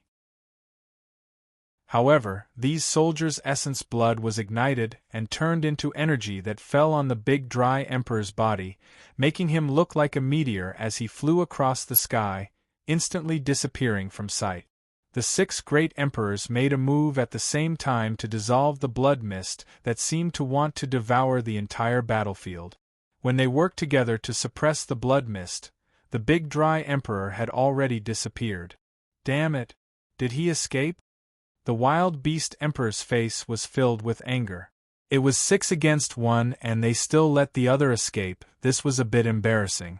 Of course, the Wild Beast Emperor never thought that as the Emperor of an empire, he would actually abandon his army and escape. To the Big Dry Emperor, how could this just be embarrassing? This was simply shaming the country. This kind of thing had never happened in the history of the Big Dry Empire. Even in the history of the continent, this rarely happened. Everyone, relax, he can't run. At this time, a refined figure appeared in front of the six of them. This person was none other than the Wood Elf King, Lancelot. When Lancelot appeared in the air, he released his power and a silver hourglass floated in the air. The moment this hourglass appeared, it immediately retraced the blood escape technique's trajectory. Good! The Burning Heaven Emperor gave a bright smile. With this Elven King's innate time ability to retrace his trajectory, even if he runs to the ends of the earth, he won't be able to escape us. Let's go. The 6 Emperor-level characters led Lancelot to chase after the escaping Big Dry Emperor. The battle on this battlefield was still ongoing. The Howling Sky Empire and the Highland Alliance had already retreated, and the Big Dry Empire's emperor had escaped. The Big Dry Empire's army faced the combined army of the 6 empires. They had already lost their morale. No, not only did they lose their morale, they also felt a kind of sorrow and despair. Even the Big Dry Empire's emperor was like this. Did this empire still have the face to exist in this world? After this battle, the Big Dry Empire would definitely fall. When Miracle City's army began to persuade the other side to surrender, the remaining 200,000-300,000 soldiers didn't hesitate, and almost all of them chose to surrender, including the Golden Dragon Hawk army and the other peak armies. Chu Tian didn't stay to watch the battle because Chu Tian knew that when the reinforcements of the 6 empires arrived, his mission would be complete. Even if he used his toes to think, he knew that there was no suspense in this battle. Chu Tian had something that was 10 times, 100 times more important than this battle. Marriage. When Chu Tian used a city return scroll to return to West Sea City, the entire West Sea City was filled with a festive atmosphere. There wasn't any nervousness or pressure from a powerful enemy at all. Several dozen airships floated above the beautiful Crystal Bay, with incomparably large screens on them. Each screen was showing the process of how Chu Tian and Ying got along with each other. Of course, these were all memorials, so in order to make it more moving and artistic, most of the details had been altered. The entire West Sea City used Miracle City's City Lord's wedding as the theme. All the merpeople in the city were dressed up, singing all over the city. There were tens of thousands of elves dancing to the song. The Mermaid Crystal Palace was completely decorated into a wedding. Various large characters came from all corners of the continent just to witness this wedding that could change the history of the continent. But not long after these people came to West Sea City, they learned that the Big Dry Empire had allied with the Highland Alliance and the Howling Sky Empire to form an army of 1,000,000 to attack West Sea City. When this rumor came out, everyone was filled with panic. The allied army of the 3 empire-level powers was not a small matter. West Sea City was only an important western city of the Forest Alliance. Its defenses were at most equal to a warring kingdom's capital. How could this kind of city block the combined attack of the 3 empires? Other than worrying about their own safety, they were also worried that the wedding would be delayed or cancelled. This was not just a wedding, it was an important day for the opening of the Miracle Continent. There were tens of billions of people on the continent waiting for this moment to come. But although the rumor was everywhere, Miracle City was very calm. Miracle City's Vice City Lord Meng Qingwu personally came out to receive the guests as the guardian of Meng Yingying's elder sister. The other high-level members of Miracle City like Vivian and Nangong Yun were all present to maintain order. Since these high-level members weren't worried, what did they have to worry about? After several days of singing and dancing in West Sea City, they didn't even see a shadow of the 3 empire-level powers' allied army. When everyone's worried hearts finally relaxed, West Sea City's grand wedding was about to begin. Meng Qingwu was personally presiding over the wedding this time. She stood in the noble and beautiful Mermaid Square, holding a microphone in her hand as her voice spread across the city. Welcome guests from all over the continent. Come to Miracle City's grand wedding. I represent Miracle City and the Forest Alliance to sincerely thank you. Meng Qingwu bowed after saying this. Meng Qingwu was one of the most famous people on the continent. For this kind of person to bow to them, what kind of honor was this? Meng Qingwu continued to say, "Our wedding will last for 3 days, and West Sea City's celebration will last for a month. During this month, West Sea City's transport array will be unsealed, and inside and outside West Sea City, there will be good wine and meat for everyone to enjoy. It will all be free." The entire audience erupted in cheers. The Forest Alliance was truly rich. Only Miracle City had the confidence to do this kind of thing. Chapter 637. Meng Yingying sat in the Crystal Palace, waiting. She was wearing a very gorgeous wedding gown. The entire gown was made from more than 300 different precious materials. Every strand was made from the ice silkworm fairy silk from the polar region. A total of 9,999 top-quality pearls of the West Sea were hung on the gown. Every pattern was engraved on the gown by the continent's top formation masters. Every detail was painstakingly designed by the continent's best artists. She was wearing a large wedding crown that was made from 300 kinds of top-quality jade and was engraved with tens of thousands of runes, making her beautiful face look like a goddess. Meng Yingying's shoes, jewelry, and cloak were all carefully thought by Miracle Commerce. Each item was made from the best materials that could be found on the continent, spending a large amount of money, resources, and manpower. The value of Meng Yingying's items was enough to buy an entire kingdom. There was no need to mention Chu Tian's personality. Even his elder sister was messing around like this. Using such expensive materials to make a useless wedding dress, this was just too wasteful. Meng Yingying's heart was a bit anxious, but her heart was filled with sweetness. She had a Chu Tian who liked and protected her, as well as a caring elder sister. What else could she ask for in this life? Meng Yingying thought of how she would soon become Chu Tian's woman, and her heart was filled with anxiety. She was both nervous and happy. She had waited for this day for a long time. Ever since she met Chu Tian, it had been over 3 years, and too many things had changed in these 3 years, but her relationship with Chu Tian hadn't changed at all. Yingying, Yingying, what are you still sitting here for? Vivian and Nangong Yun, the two sisters, quickly ran in. When they saw Meng Yingying's clothes, their eyes lit up. Vivian exaggeratedly shouted, "Yingying, you're too beautiful, this dress is too beautiful. Everyone is envious of you, it would be great if I had one." Meng Yingying was a little embarrassed. "If you like it, I can ask Chu Tian to make one for you too." "Come on," Nangong Yun said in a somewhat sour voice. "It's easy to make clothes, but it's a problem if we can use it. Not everyone is as lucky as Yingying." Meng Yingying was even more embarrassed. "Nangong, actually I know, alright, let's not talk about this nonsense today." Nangong Yun and Vivian interrupted Meng Yingying. They pulled Meng Yingying to the left and right. "Let's go, the ceremony is about to begin." The Merpeople's song in West Sea City had already reached its climax.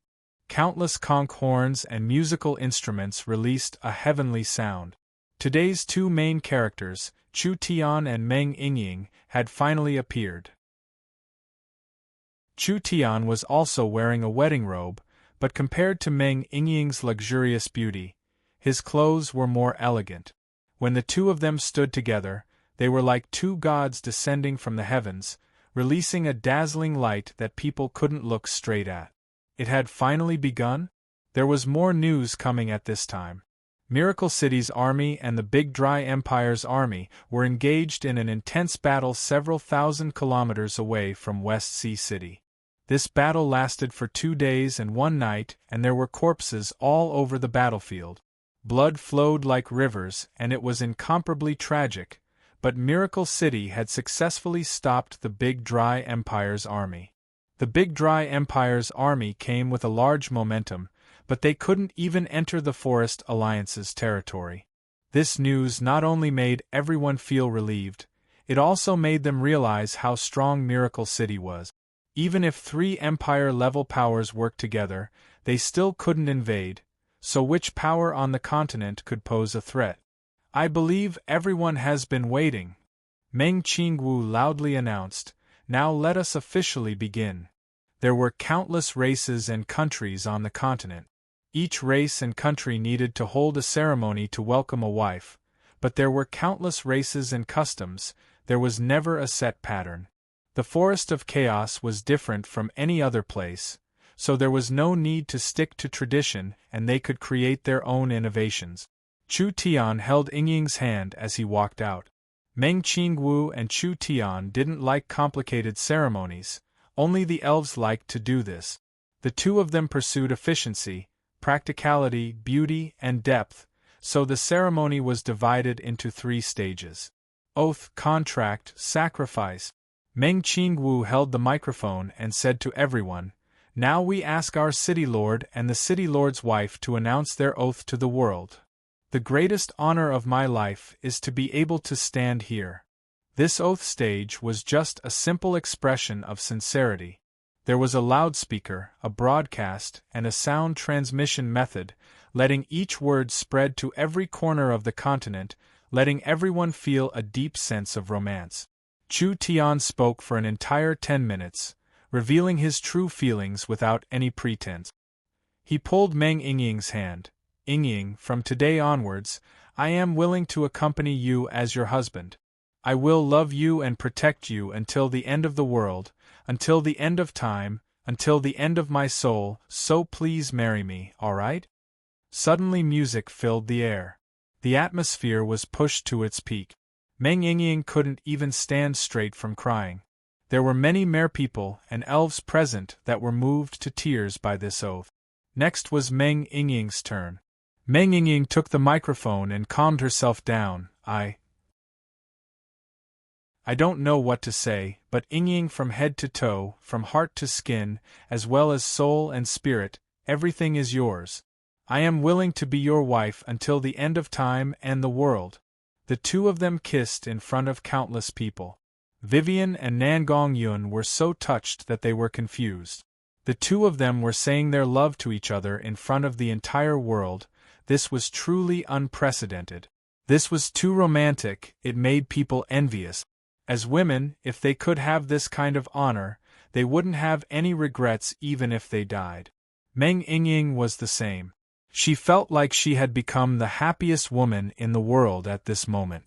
Meng Qingwu looked at Yingying's happy appearance, and tears appeared in the corner of her eyes. Her voice was a bit choked up as she tried to calm herself down. Now let us congratulate this new couple for entering the second stage, signing the eternal contract. Everyone had a surprised look on their faces. What was the eternal contract? Did they need to sign a contract to get married?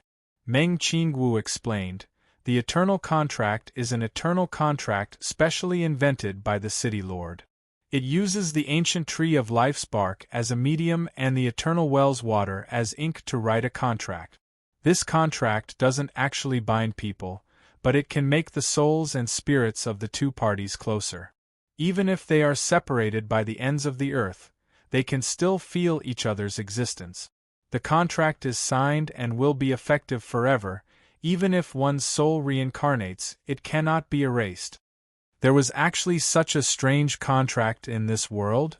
Chu Tian and Meng Yingying both dripped a drop of blood onto the contract, and a golden light instantly soared into the sky. The energy from the ancient tree of life and the eternal well's water lingered in the sky for a long time without dissipating. This was a great power comparable to divine power. The moment Meng Yingying completed the contract, it was like she could feel Chu Tian's heartbeat. She could feel Chu Tian's emotions, and she could feel Chu Tian's care and love for her. She felt like the last empty space in her heart was completely filled. Once the eternal contract was signed, the two of them would be forever linked together. No matter how far apart they were, even if they were in different planes, they could still feel each other's emotions, they could feel each other's location, and they could feel if the other was in danger. Meng Qingwu continued to announce, "Let us enter the third stage, the sacrifice." The sacrifice was a necessary step for most weddings on the continent.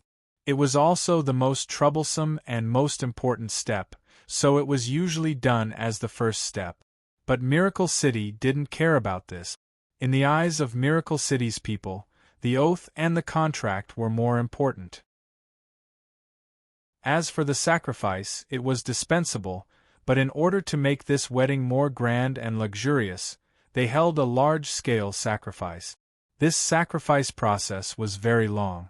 Among them, Nangong and Vivian accompanied Meng Yingying as the bride's companions and Meng Qingwu accompanied Chu Tian as the vice city lord and host. The other high-level members of Miracle Commerce followed behind them, and several dozen people stepped onto the altar to begin the grand sacrifice. The amount of materials used for this sacrifice was over 1 billion gold coins. When the sacrifice was used to produce a large amount of energy and essence, it was instantly spread across West Sea City. It made Meng Qingwu, Meng Yingying, and the Miracle Commerce high-level members' cultivations break through a layer. Although the others were far from the altar, after being bathed in this large amount of energy, everyone's cultivations increased by a large amount. There were some people who were cured of their illnesses overnight. The 3 stages have all been completed. Meng Qingwu looked very relaxed and happy. This was not only because her cultivation had increased, but also because Yingying had finally found a good home. West Sea City's celebration has officially begun. Long live! Long live! Long live! The millions of wedding participants and witnesses all cheered out. The normal guests were enjoying the party in West Sea City, and the special guests were enjoying the best food in the world at the Space Hotel. No matter where it was, there was no charge this time. Of course, although there was no charge in name, the people that came to the wedding, whether it was a normal person or an emperor, they wouldn't come empty-handed. They could earn back 10 times the amount just from the various gifts. Chu Tian brought Meng Yingying to the Miracle Royal Palace. The Miracle City media recorded everything and broadcast it to all parts of the continent. When they arrived at the Royal Palace, the envoys of the various countries all came to congratulate them. The great Yuan Empire's Yuan Emperor has sent a great general to congratulate us, gifting us 10 immortal herbs. The Cloud Wind Empire has sent a country protecting sage to congratulate us, gifting us 2 vassal kingdoms and 2 billion people. Congratulations to City Lord Chu Tian's wedding. One after another, empires from distant continents sent over gifts that left everyone dumbfounded.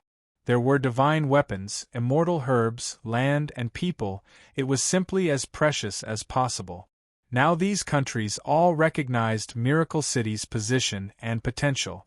But everyone quickly found that they were surprised too early. Just as the congratulatory gift was halfway through, it was suddenly forcefully interrupted. The Dragon Territory, Netherworld Sea, Dark Night Forest, Wild Beast Empire, Heaven Burning Empire, and Wind Moon Empire, the 6 monarchs have captured the Big Dry Emperor as a gift to Miracle City's City Lord Chu Tian, wishing Miracle City's City Lord a happy wedding. When this news was broadcast to the entire world, everyone was stunned. The 6 monarchs had captured an emperor as a gift to Miracle City. Was there a more domineering and powerful gift than this in this world?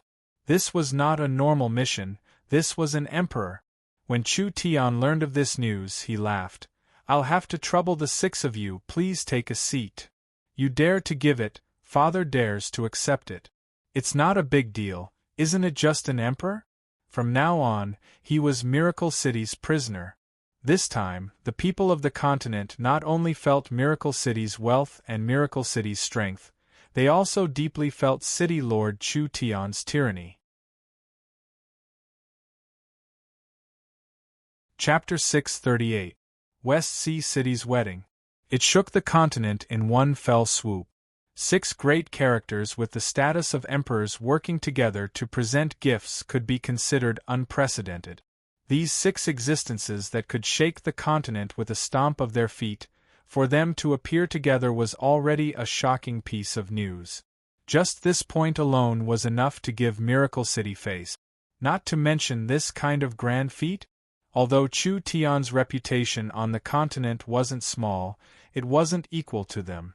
These 6 people had captured an emperor on the same level as them and used him to celebrate Chu Tian's wedding. This was enough to show the attitude of the 6 powers and the forest of chaos.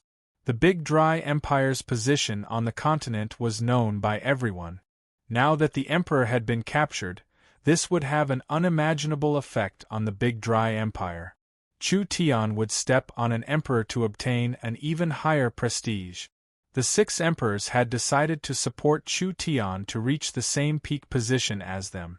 This was enough to show the 6 powers' determination to cooperate with Miracle Commerce and Miracle City in the long term. Whether it was this wedding to Chu Tian, the Forest Alliance, or the continent, it would all have a very deep influence and change. When the Forest Alliance obtained the support of the 6 powers, who on the continent would dare go against Miracle City alone? Miracle City would become the core that connected the several hundred countries on the continent. Miracle City would become the core that controlled the continent's economy in the future. This was a historic change, as well as a historic opportunity. The wedding continued and all sides sent gifts flying in like snowflakes. There had never been an emperor's wedding in the history of the continent that had such a large reaction and influence like Chu Tian's wedding. Chu Tian was very satisfied with the performance of these 6 people. It was the so-called a wise man submits to the circumstances. They seemed like they were showing goodwill to Chu Tian, but they were actually investing in themselves. Since they couldn't stop Chu Tian's rise, why not help him? This was not for anything else. It was to obtain a better position and support in the future. Let us raise our cups in celebration. I wish the city lord and his wife a long life of love. The distinguished guests in the Miracle Royal Palace all raised their wine cups to give their blessings to this couple. When Meng Yingying came down in her wedding dress to thank the guests, the various kings, patriarchs, and other important people all stood up. They were very respectful to Meng Yingying, even seeming like they were trying to flatter her. This made Meng Yingying feel like she was in a dream. It had to be known that these people who were so respectful to her, if it was 3-4 years ago, they would be people who could destroy southern Xia with a flip of their hand. At that time, Meng Yingying was just a normal city in the southern summer country. She was a little girl that worried about her studies all day long. Who would have thought that fate would be so mysterious, allowing this little girl to soar up in just a few years and sit on the throne at the top of the world? Meng Yingying had her own vanity like a normal girl, but her vanity was very easy to satisfy. She only wanted to marry a good person and help her elder sister gain a foothold in South Sky City. Who would have thought that she would unknowingly become the empress? She would create a country with the man who could create miracles. The banquet continued for most of the day. All the important gifts from the various parties had been presented. Everyone began to excitedly chat with each other. This kind of opportunity was one of a kind on the continent. They came to this wedding and didn't even hesitate to give large gifts. There was a very important motive and reason, which was to become a distinguished guest in the Miracle Royal Palace. The higher the threshold set by Miracle Commerce, the more people would break their heads to enter. Because the high threshold was enough to separate the lower class, each guest sitting in the Miracle Royal Palace was a high-class person of the continent. The current continent was different from the past. Because of the appearance of the transport tower, many people who couldn't interact with each other could now cooperate with each other. Therefore, this was a very important social occasion. It would allow them to make friends with the kings of the various countries, the patriarchs, and the lords. It would be very beneficial for their future development. Meng Qingwu secretly revealed to Chu Tian, deducting the cost of this wedding, we'll earn at least several billion source stones. That much? Of course you don't know. For this chance, there are many small countries that emptied out most of their treasuries just to obtain a seat here. Chu Tian was very satisfied. Not only was this the most luxurious and influential wedding on the continent, it was also the most profitable wedding on the continent. It was about time. Chu Tian moved to the Miracle Royal Palace's conference hall. This was the last step of the wedding planning, and it was the step that everyone paid attention to. Miracle Commerce's various live broadcasts followed, allowing the entire conference to be broadcasted to every corner of the continent, letting everyone know the latest developments. The large conference hall was already filled with people. The first row was filled with the rulers. The second row was filled with the representatives of the empire-level powers. The third row was filled with the kings of warring kingdoms as well as the patriarchs of the large tribes. First of all, I want to thank everyone for coming to this one's wedding. In order to not disappoint everyone's expectations, I won't be vague. Chu Tian stepped on the bright red stalls and walked to the center. He stood on the high platform and did not say any polite word. He announced to all the distinguished guests and the world on the spot, taking advantage of this good opportunity, I want to announce a few things. Everyone instantly calmed down. Everyone held their breaths as they carefully listened to every word Chu Tian said. First, Miracle Commerce will cooperate with the entire continent on core technologies, including transport, logistics, communication, and other fields. We plan to connect the entire continent in 3 years. In order to thank everyone here for coming, everyone will be given priority. Although Miracle Commerce's technology was very famous on the continent, the places they could directly influence were still limited to the Western continent. Of the guests that came to West Sea City's wedding today, most of them belonged to different powers. Most of them didn't have transport towers or the space warehouses that represented a new commercial revolution. Miracle Commerce's cooperation was not limited to the current allies. Any power on the continent could fight to cooperate with Miracle Commerce. This cooperation was very simple. It was simply that the local powers would provide resources, money, and protection. Miracle Commerce would provide technology and be responsible for the later stages of maintenance, and the final profit would be split according to the ratio. Miracle Commerce would take half of the profit. With the appearance of Miracle Commerce, these powers were already very anxious, especially the 6 empires. They had already established their own transport system and smoothly built a communication network that covered the entire territory. Not only were they making large profits, they were also using the manufacturing rights of the Miracle helmets to make large amounts of money. In the long run, wouldn't they leave the other powers behind? The powers of the continent were not willing to fall behind others. Miracle Commerce was like the sun in the sky and couldn't be threatened or moved against, so they could discuss any conditions as long as Miracle Commerce could provide them with the technology as soon as possible. Just Miracle Commerce's promise of priority. It wouldn't be a waste for them to make this trip. The second matter is that Miracle Commerce will open up more platforms to share with everyone.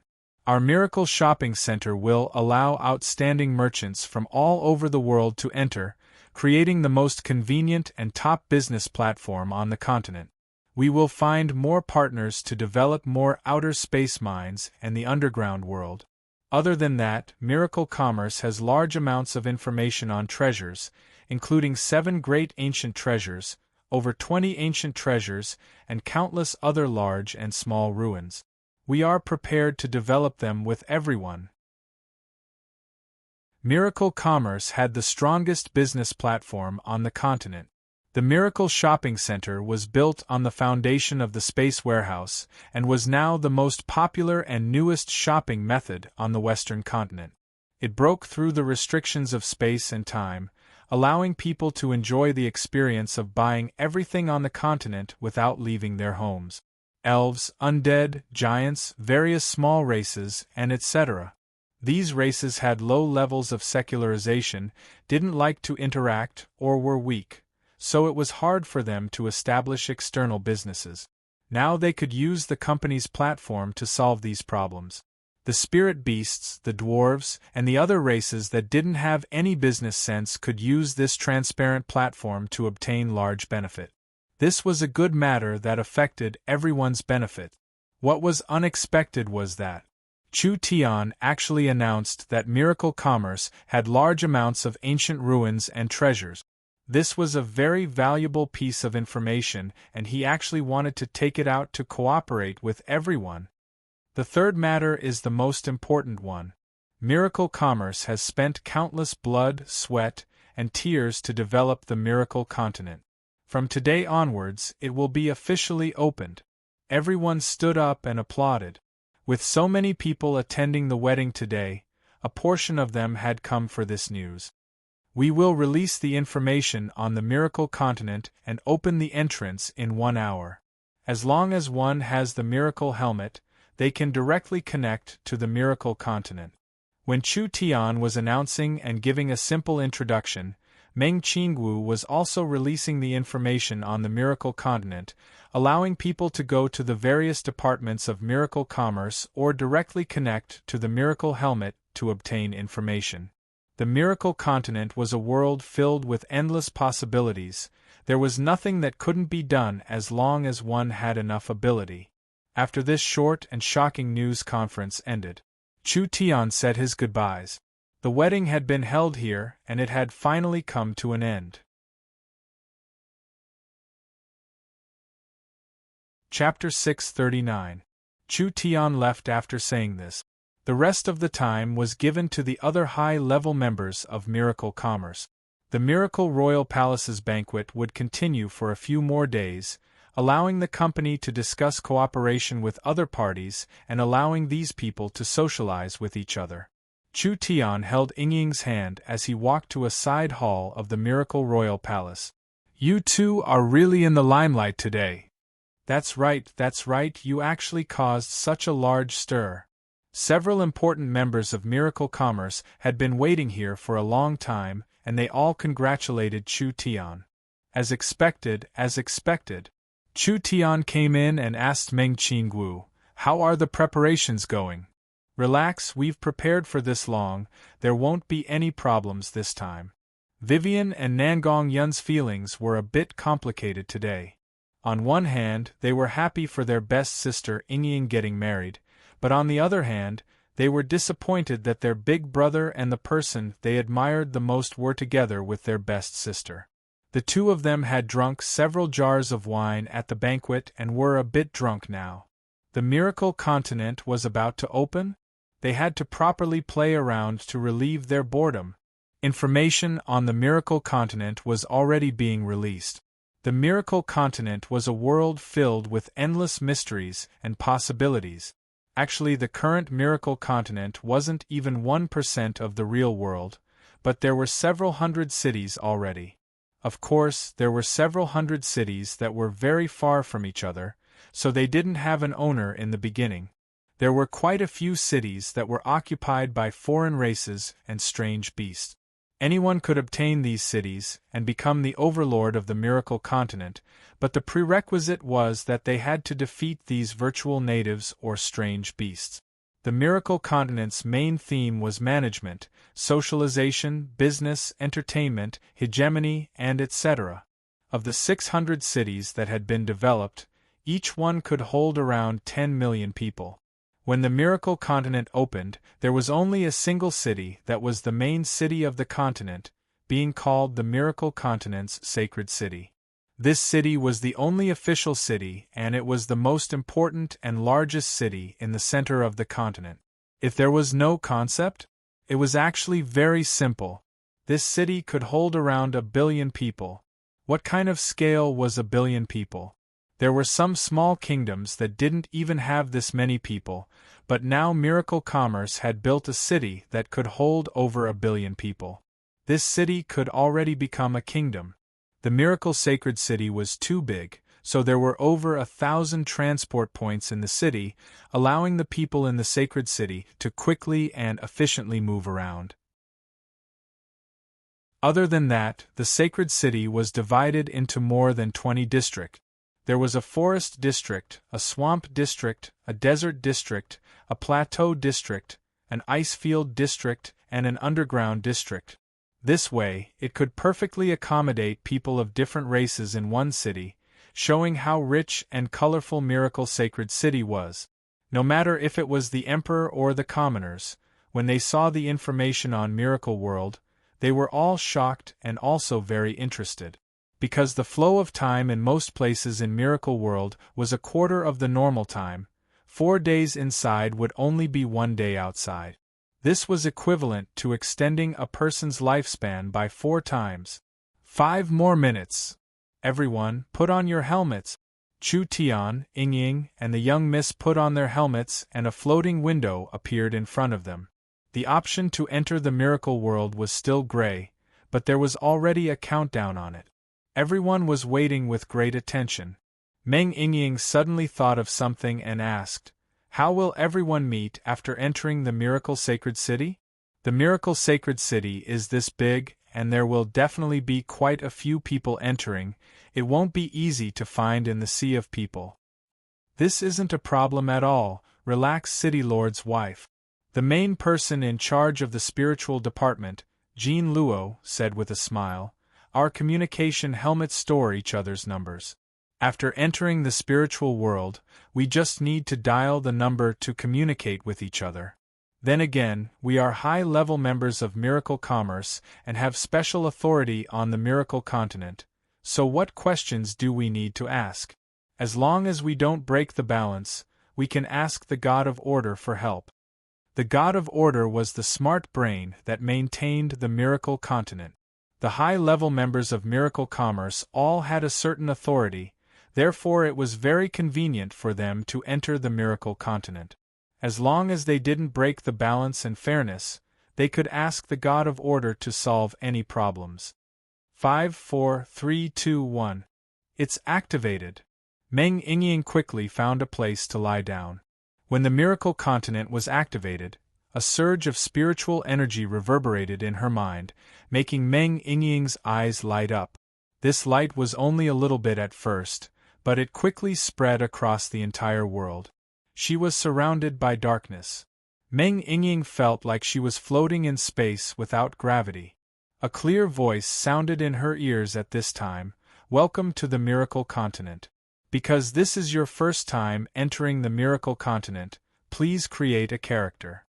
As soon as this voice fell, there were over 100 different characters in front of Meng Ying. There were humans, spirit beasts, elves, and various other races. The human in the center was Meng Ying's own appearance. Meng Ying asked, "What's the difference?" Your own race's character is free and you can directly enter the Miracle Continent. If you want to choose a different race's character, you will need to pay 10 source stones for the first one, 100 source stones for the second one, and so on and so forth. Each user can create countless characters in theory. The voice continued to explain, "Different races have their own advantages and specialties." Meng Ying felt this was very interesting. She had been a human in the real world for over 10 years, so if she could become a different race in the virtual world, wouldn't that be an unprecedented experience? The system sent out a notification at this time. During the character creation process, you can adjust your appearance for free. The adjustment range is 20%, and if you exceed this range, you will need to pay a fee according to the adjustment range. Meng Ying didn't know whether to laugh or cry. Miracle Commerce really knew how to make money. She hadn't even officially entered the Miracle Continent, and there were already several fees. She chose the elven appearance. She adjusted her height a bit and didn't change much from her original appearance, so the adjustment range was only 8%, allowing her to create the character for free. The first foreign race character has been created. The fee is 10 source stones. It has been automatically deducted. Connecting to the continent. When Meng Ying opened her eyes, she found that she had appeared in a peaceful forest elven city. There were thousands of people appearing all around her, and each person had the appearance of an elf, but they weren't elves in the real world. Each person had a look of curiosity as they looked at their new body and appearance. Because one's appearance could be adjusted on the miracle continent, the free adjustment range was 20%. Even if it was a normal person, as long as they covered up their flaws by 20%, they would become beautiful women and handsome men. Not to mention that there were some people who used source stones to increase their appearance by 50%, 80%, or even higher. Therefore, there wouldn't be two ugly people on the miracle continent. Of course, there were some people who purposely lowered their appearance. Meng Yingying looked over her body. She was dressed like an elf, wearing a simple hemp robe and holding a bough in her hand. The window in her field of view showed her cultivation, which was only in the first chi refinement layer. Even her cultivation base was lowered to the lowest? Like this, whether it was an emperor or a normal person, everyone's starting point was the same. This kind of world made people work harder. Yingying, where are you? I'm in the forest elven city. A voice appeared in Meng Yingying's mind. She could tell it was her elder sister. Elder sister, where are you? Come to the central square of the main city. All right. Meng Yingying wasn't like the others who were still exploring the area. She directly asked the god of order for directions and found the transport point. Then she was transported to the incomparably large central square of the miracle sacred city. It was said that this square could hold 3-5 million people at the same time. The entire square was made of exquisite jade and each detail was carved with incomparably detailed patterns. There was a giant fountain that released a dense mist in all directions, and there were several golden dragons sitting on a high platform. They were the guards of the miracle sacred city, and if anyone didn't follow the rules, these golden dragons would teach them a lesson. You wouldn't die on the miracle continent. Accurately speaking, after you died, you would revive after 7 days. Of course, if you were willing to pay source stones, you could revive in a safe zone, so everyone here was an undead person. Yingying, over here. Meng Qingwu turned into a feather race person with snow-white wings and Vivian turned into a little flower fairy that was the size of a palm. The others all chose strange races, only Chu Tian was still a human. Where is Nangong? Is someone looking for me? Heavy footsteps could be heard, and when everyone turned around to look, they all burst into laughter. They saw a 2.5-meter-tall half-beast woman with a body full of muscles, red hair, and a curly beard. She even had 2 large fangs. Meng Yingying said in a speechless voice, "How did you become like this? You don't understand this." The orc Nangong Yun laughed, releasing a deep voice that didn't sound like a woman's. "There will be a day when you're tired of being a beauty. I think this is quite fun." Chapter 640. This fellow Nangong Yun's taste was different from normal people, therefore it wasn't strange for him to do something out of the ordinary. But this was the charm of the miracle continent. Everyone had a new start here. Everyone had the same starting line, and everyone had the chance to experience a life they couldn't experience before. Whether it was becoming an orc or an undead dragon, everything was possible. The real-world source stones had a certain amount of help on the miracle continent, but it was mainly in creating characters, reviving after death, as well as other services. No matter how rich a person was, they couldn't completely rely on money to dominate here. This gave many normal people a large chance. Almost everyone had arrived. When everyone decided to wander around, a clear voice came from behind. "City Lord Chu Tian, I never thought I would meet you here. The authenticity of the miracle continent has shocked me. This is simply a whole new world. This work is just too great. Wasn't this nonsense? Did I need you to emphasize it?" Chu Tian turned around and saw a tall and beautiful woman appear in front of him. Although her appearance had changed quite a bit, Chu Tian could still recognize her with a single glance. Wind Moon Empress.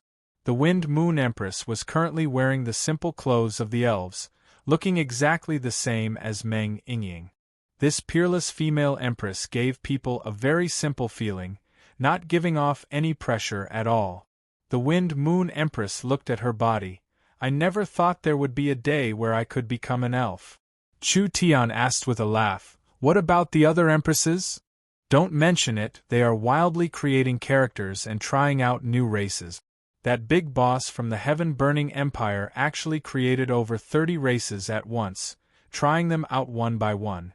As for that old fart from the Netherworld Sea, he has finally broken away from being an undead and has returned to being a living being. He can enjoy the joy of eating, drinking, and whoring that he hasn't enjoyed in a long time. I think he is fooling around with his subordinates right now. Everyone looked at each other in blank dismay, not knowing what to say. These fellows were rich and overbearing. With people like them here, the Miracle Continent didn't need to worry about not making money. But speaking of this, the Wind Moon Empress was filled with admiration towards Chu Tian. City Lord Chu Tian is truly worthy of being a master of the present age. This place is not only perfect, it is also filled with surprises. It's just that in the miracle world, this emperor has lost all of his cultivation and is not used to it.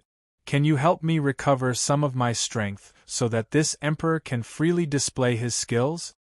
I'm afraid I can't comply. What? You won't even give me this little bit of face? I can pay primordial stones. How much do you want?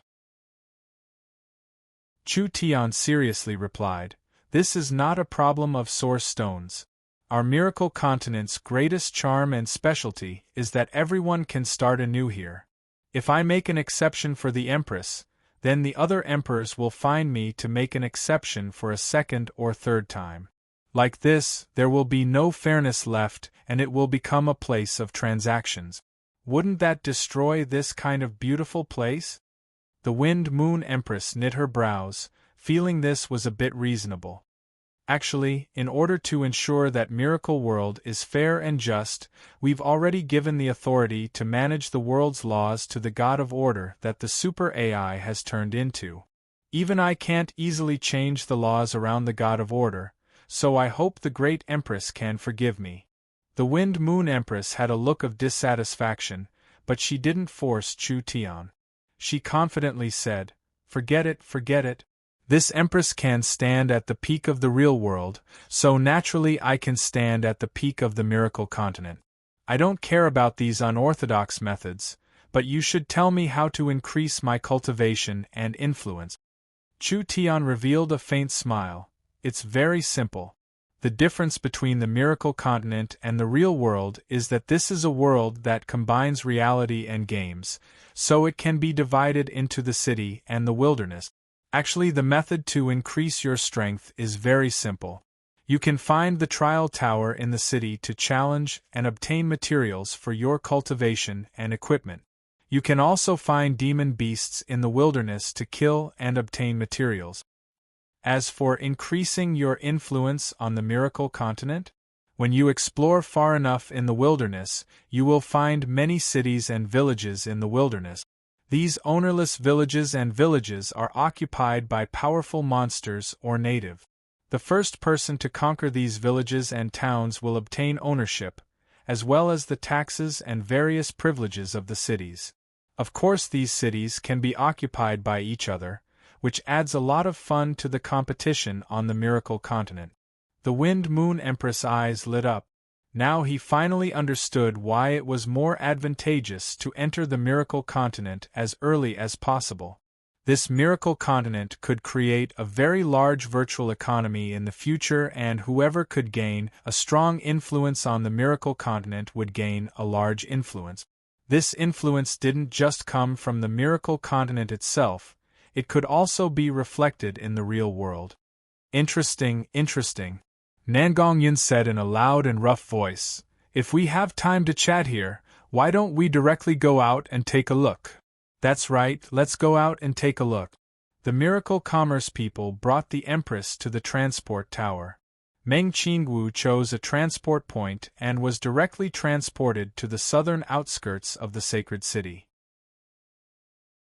The teleportation point in the southern suburbs of the holy city was a green grassland.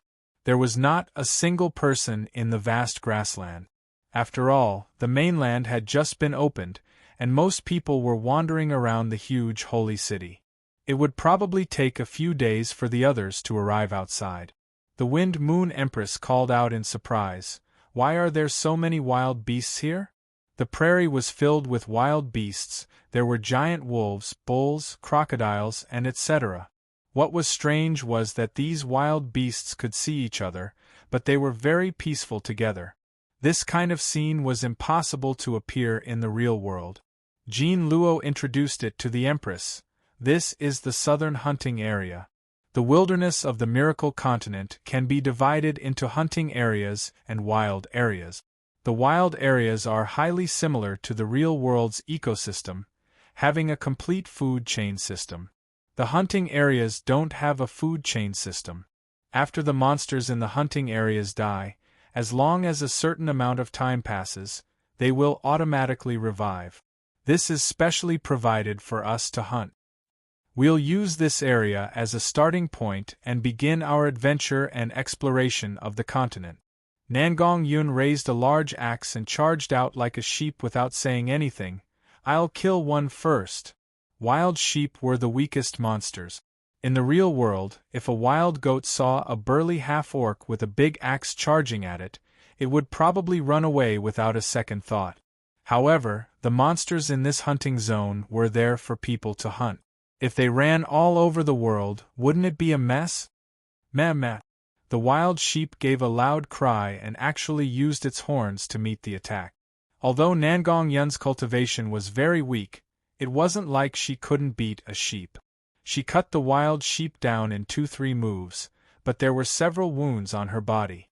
After the wild sheep died, its body turned into dots of light and a pair of sharp horns appeared on the ground. Nangong Yun picked up the horns and happily said, "Ha ha, there's spoils of war." The Wind Moon Empress felt this was very new. Monsters would drop spoils of war when they were killed.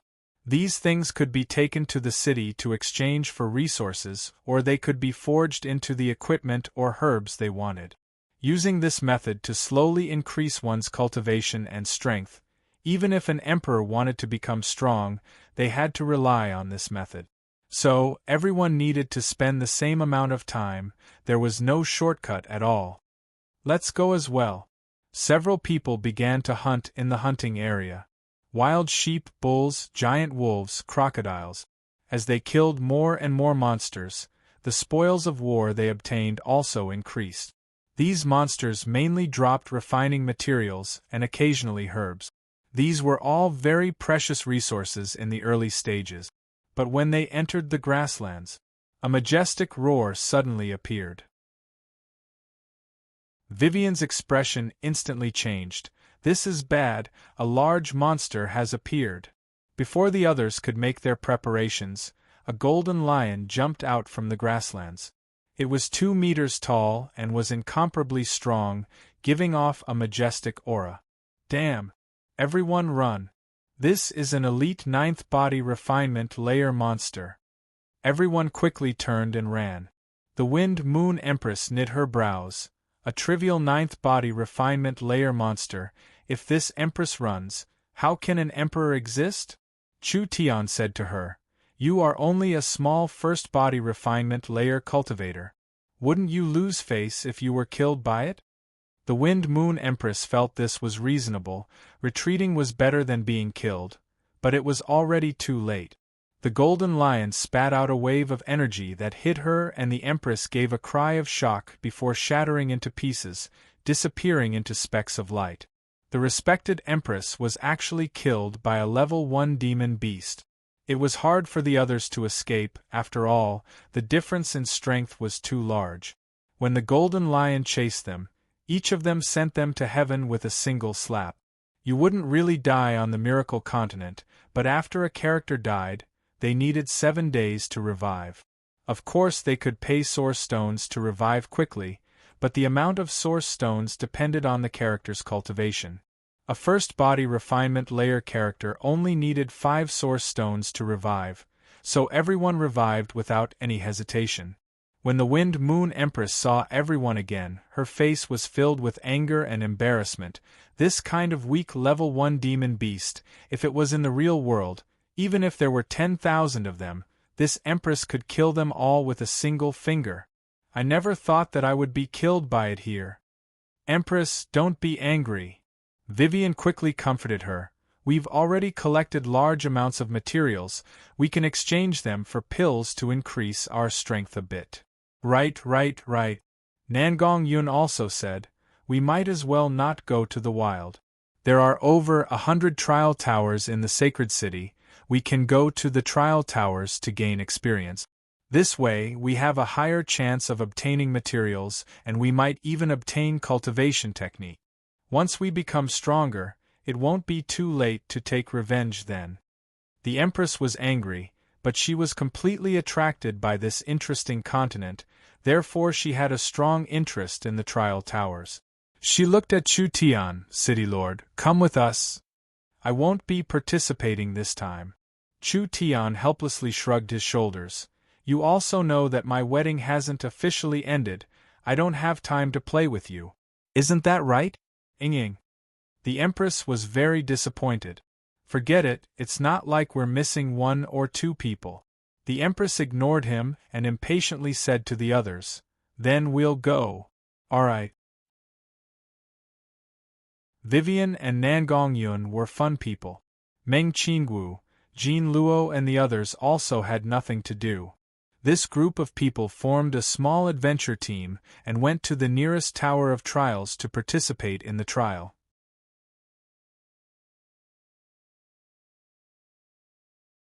Chapter 641.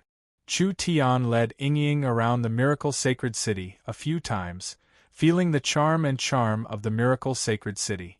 Almost every district had several large commercial streets, and there was a giant commercial city in the main district. It could compare to a normal city in the real world. What kind of concept was this? This was the same as a city filled with large shops. There were no houses, no afterimages, and no other facilities, there were only tens of thousands of shops. If a normal person wanted to go shop by shop, stopping at each shop for an hour, not resting for 24 hours a day, they would need several years to go one round. But in the sacred city's large commercial district, there were various free transport points, which was very convenient. As long as one had a map of the shops, they could go to the area they wanted to go shopping or go to the shops they wanted to go to. The sacred city's commercial streets sold real-world resources. Therefore it was enough to satisfy anyone's shopping addiction. Miracle Commerce had a large platform like the Miracle Shopping Center, so why did they need to create a large virtual shopping area? Actually, there was no conflict between the two. The Miracle Shopping Center was only a virtual platform after all. In the future, there would be tens of millions of products, and it would be hard for people to find treasures in the vast amount of data. They would have to search for them and search for them. The value of the Miracle Sacred City's commercial district was very high. First, the Miracle Sacred City was the center of the Miracle Continent. With more people using the Miracle Helmet, the Miracle Sacred City would be the only official main city, so it would never be taken over. It would always be the birthplace of people on the Miracle Continent, and it was also very convenient to transport. It wouldn't be strange for there to be several billion people coming every day. This kind of large flow was enough to turn the commercial district into a shopping paradise. The Miracle Sacred City was divided into the Elven District, the Giant District, the Dwarf District, the Undead District, and other different districts. The commercial district of these districts would be made into the special products of the corresponding races. The commercial district in the center of the sacred city would become the largest shopping area in the virtual world. This place would become a place of celebration for everyone. The Miracle Sacred City had large amounts of restaurants, entertainment, and adventuring services. These kinds of services didn't affect the balance, so of course they all had source stones to use. Other than that, the Miracle Sacred City was filled with large amounts of virtual properties. There were luxurious royal palaces that could hold tens of thousands of people, and there were exquisite tree houses and underground dwellings. It could satisfy the needs of emperors, kings, and lords, and it could provide a good virtual life for the middle and lower class people. There would be more and more people on the miracle continent in the future. Could it be that he was afraid of not being able to earn primeval stones? The miracle continent's ambition was not only to create a free, fair, and interesting spiritual world, they also wanted to use this product to topple all the industries in the real world. From that, business, life, research, and even politics would all be moved into this spiritual world. This was because the flow of time on the miracle continent was 4 to 5 times slower than the real world, and there were some special trial towers and special areas that could even slow it down by several dozen times. This meant that people's lifespans could be greatly extended, and they wouldn't die, grow old, or get sick here. This was a huge advantage that was hard to achieve in the real world. The miracle continent had enough space, cities, and land. As long as there was popularity, there would be benefits, and as long as there were benefits, there would be people chasing after them. The excess conflicts, energy, and wealth of the real world could be digested on the miracle continent.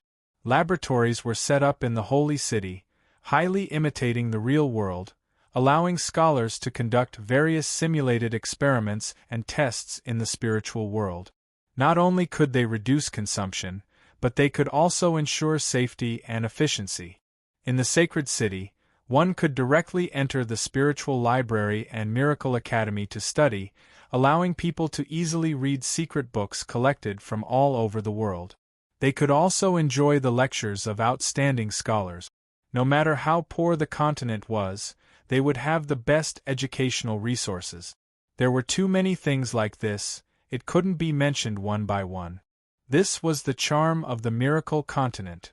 Therefore, the miracle continent had endless possibilities and would have endless influence, only there was no way to predict it right now. The miracle continent itself was not unchanging. Miracle commerce had absorbed many talents, including many sages from all over the continent.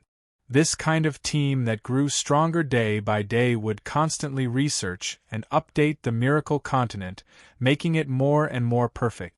In the eyes of people like Ying, the miracle sacred city was simply a giant amusement park. There was food, drink, play, shopping, martial arts competitions, trials, and all kinds of interesting things, making her very satisfied with this. The two of them played in the sacred city for a while. They had already spent most of the day here. There were more and more people appearing in the main city area, and the two of them had walked enough, so they took off their helmets and returned to the real world. When the two of them took off their helmets, the others were still wearing their helmets indoors. They were probably fighting in the trial tower. Chu Tian brought Ying back to Miracle City. Miracle City was not as noisy as West Sea City or as lively as the Miracle Royal Palace, but the entire city was filled with a festive atmosphere. The elves presented their artworks for the city lord's wedding, the dwarves were carving statues for the city lord's wife, and even the ogres had decided to set this day as an ogre festival.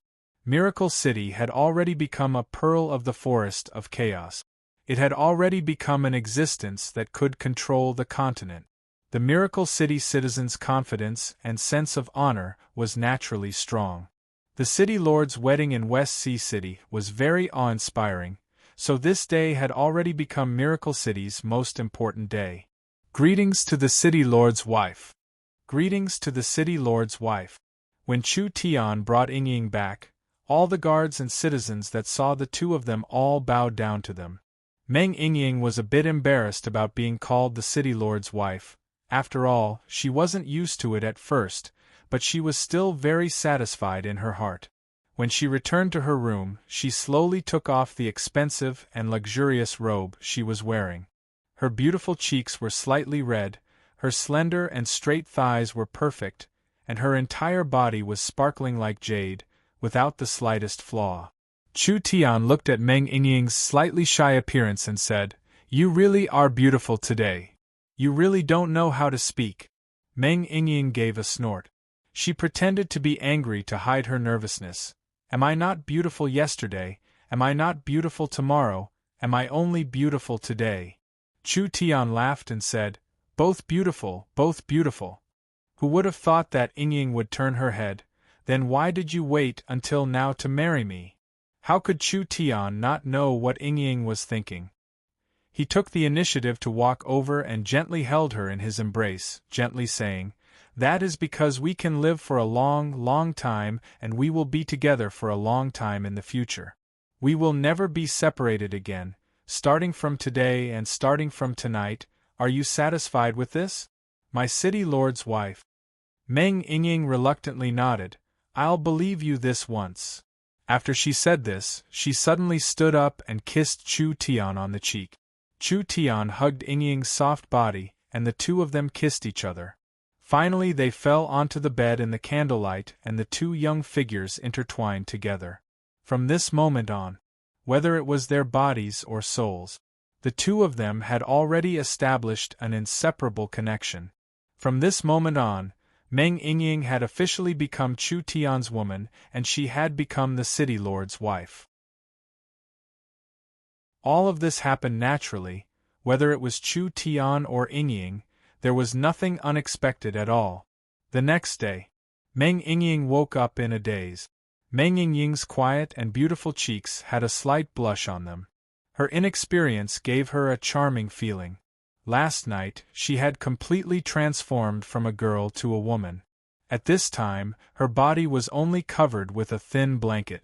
A pair of long and slender legs were stretched out and a full chest was also faintly discernible under the blanket. Meng Yingying felt like she was in a warm embrace. When she turned around, she saw Chu Tian's handsome and delicate face in front of her.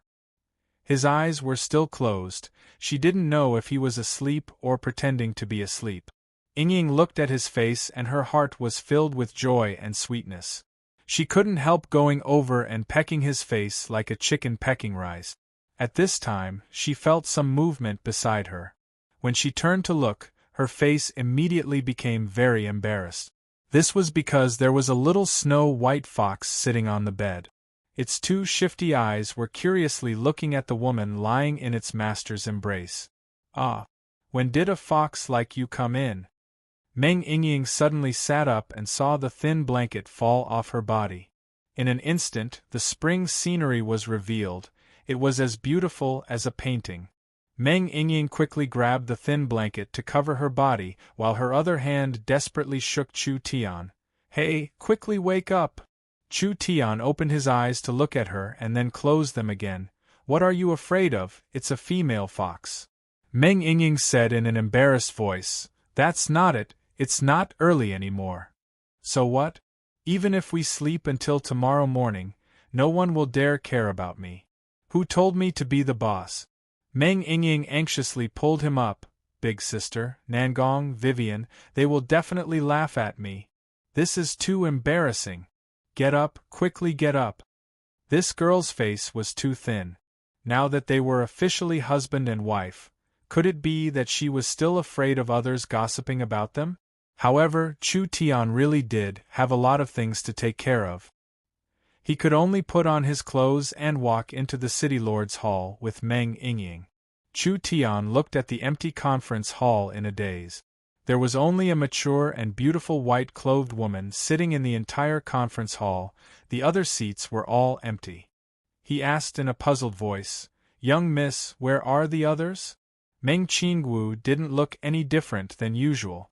She was organizing the data sent by Smart Brain while saying with a tired yawn, "They are still playing on the Miracle Continent. Including the emperors, even the Dragon Elder and the Nether King are very fond of the Miracle Continent. They are all immersed in it and can't pull themselves out. Their group is currently challenging the Trial Tower. I think they won't be in the mood to come back to work for now."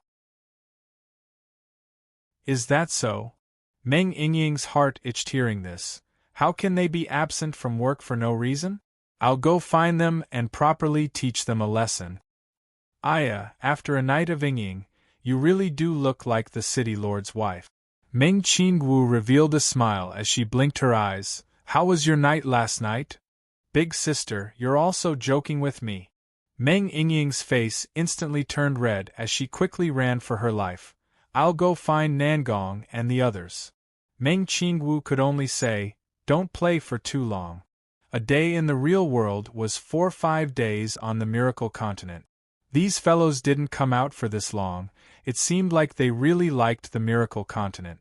It could be seen from this point that the Miracle Commerce product was an unprecedented success.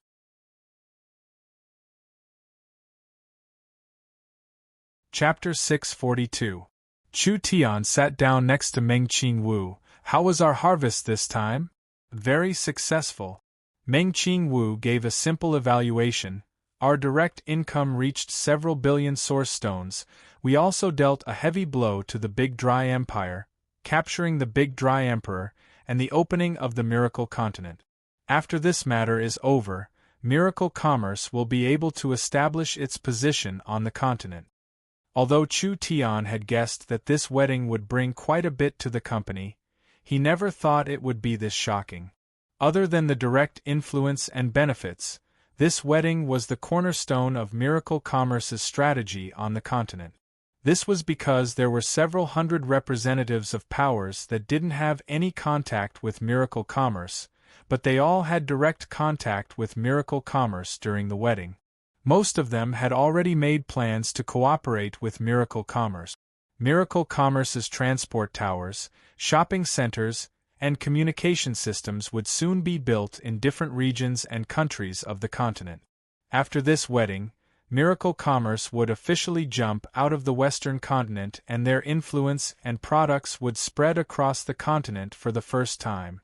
Although in terms of strength and army, Miracle Commerce was still lacking compared to the empires, Miracle Commerce had already created the first super business empire that spanned the continent. This was an achievement that no country or power on the continent could imagine. Chu Tian asked, "What are our next steps?" Miracle Commerce has already reached the peak of the continent in terms of business. There isn't another company that can compete with us. What we need to do now is strike while the iron is hot. Meng Qingwu was not satisfied with the large harvest they had obtained because her duty was to seize every opportunity to obtain more. Right now we are in a honeymoon period with the empire-level powers of the continent. Not to mention that the opening of the Miracle Continent will attract everyone's attention for a long time. We can use this chance to form a federation. Meng Qingwu's federation plan had been prepared for a long time. Miracle City's influence on the continent was not inferior to any power, even surpassing many empire-level powers. Miracle City had the name of a superpower, but they lacked the strength of a superpower. Miracle City was just a city in the end. In this world where only the strong were respected, if one didn't have enough strength, they wouldn't be able to maintain peace just by relying on alliances.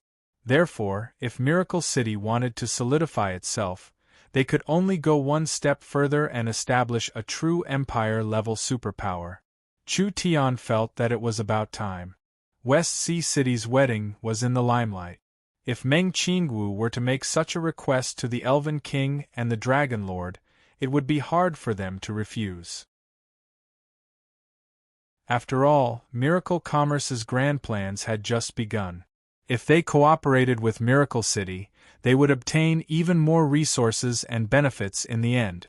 No one would refuse benefits, even the elves were the same.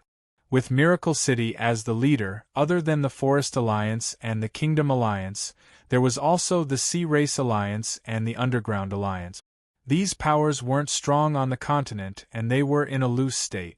If they could all unite and obey the leadership of the highest voice, a new empire-level force would be born. Meng Qingwu shook her head and said, "If that's all, I'm not satisfied." Chu Tian looked at her in shock. Could it be the young miss once more? Other than the headquarters in the Forest of Chaos, the several kingdoms in the north, the entire Western Sea, and the Purgatory subterranean world, I'm very interested in an even more important area. Meng Qingwu gently flicked her finger and a map of the continent appeared in front of them. Miracle City's current power only occupied a small part of the western side of the continent. Meng Qingwu gently pointed at an area. I want to merge the Big Dry Empire into our territory. Chu Tian instantly sucked in a cold breath. Meng Qingwu had always been an ambitious leader, but Chu Tian had underestimated her. The Big Dry Empire was a superpower with close to 10,000 years of history. Although they had been miserably taken care of by Miracle City, the Big Dry Empire still had a foundation. If they really fought to the death with Miracle City, it was unknown who would win. Several 100,000 Big Dry Empire soldiers had died under Miracle City's hands. This blood feud could be said to be a conflict that couldn't be resolved. How could Miracle City turn their greatest enemy into an ally in the blink of an eye, and it was as a subordinate? There had never been an empire-level power on the continent that became a subordinate of another power. Meng Qingwu really dared to say this. But then again, if the Big Dry Empire could really be subdued by Miracle City, the effects would be unimaginable. This was because Miracle City's current conditions were enough to form an empire power. Before the Big Dry Empire had a conflict with Miracle City, they were one of the top 3 powers on the western continent. Not only did the Great Qian Empire control dozens of vassal countries in the western continent, but they had also extended their hands to the Western Sea a long time ago. The destruction of the powerful Sea Race Empire, Deep Blue, was very likely a result of the Great Qian Empire's covert actions. Now, the Great Qian Empire controlled about a quarter of the Western Sea, and the benefits were hard to resist. If Meng Qingwu's wish came true and the Big Dry Empire was subdued by Miracle City, the result would not be as simple as 2 empire-level powers merging together. The Forest of Chaos and the Big Dry Empire were very close in terms of geography.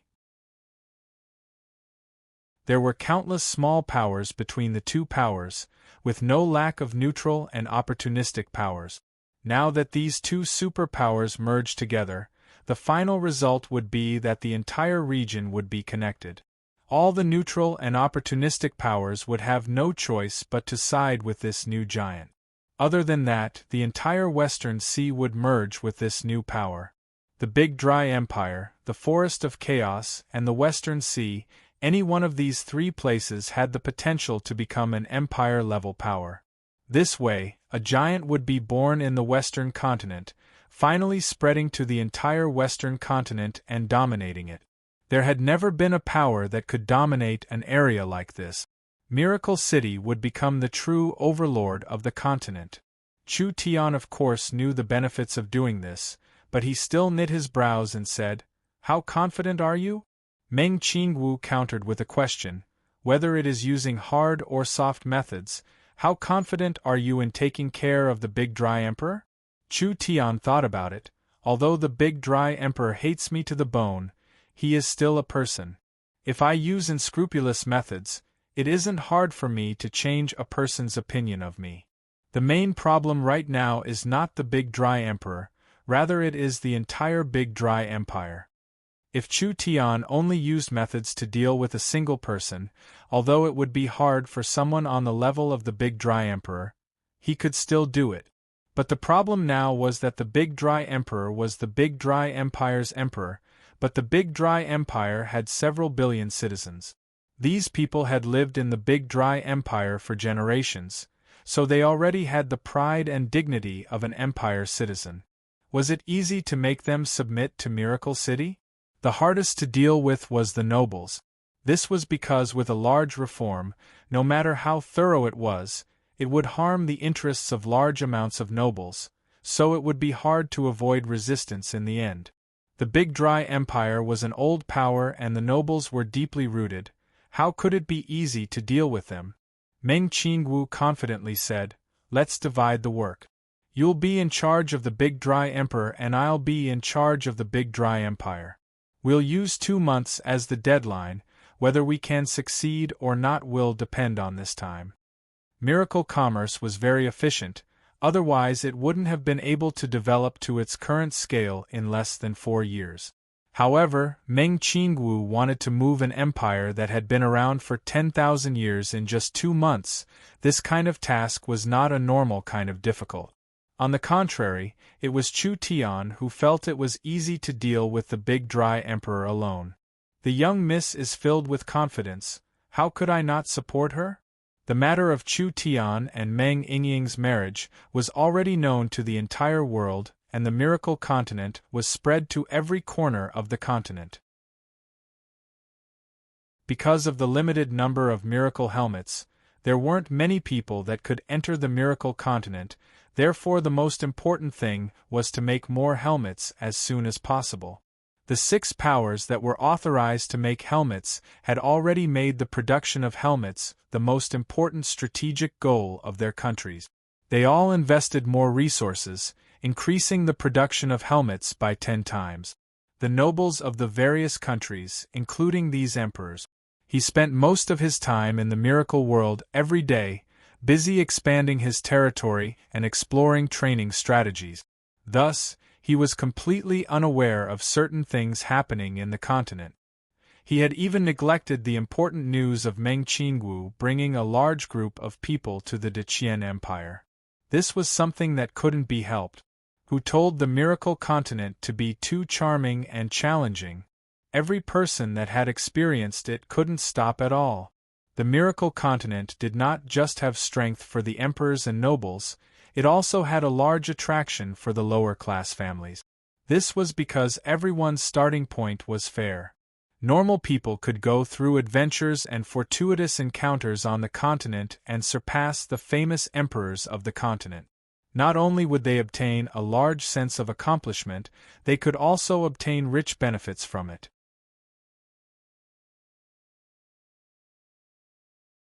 Chapter 643. The Big Dry Emperor was locked in the dungeon specially made for him by Miracle City. The 6 emperors had captured him alive with the help of the elven king Lancelot, but after the Big Dry Emperor was locked up in Miracle City, not to mention Chu Tian, not a single high-level member of Miracle Commerce or Miracle City appeared. They just left him hanging in the dungeon, like he wasn't an emperor of a generation, but rather a small character. The Big Dry Emperor's cultivation was suppressed by a large array.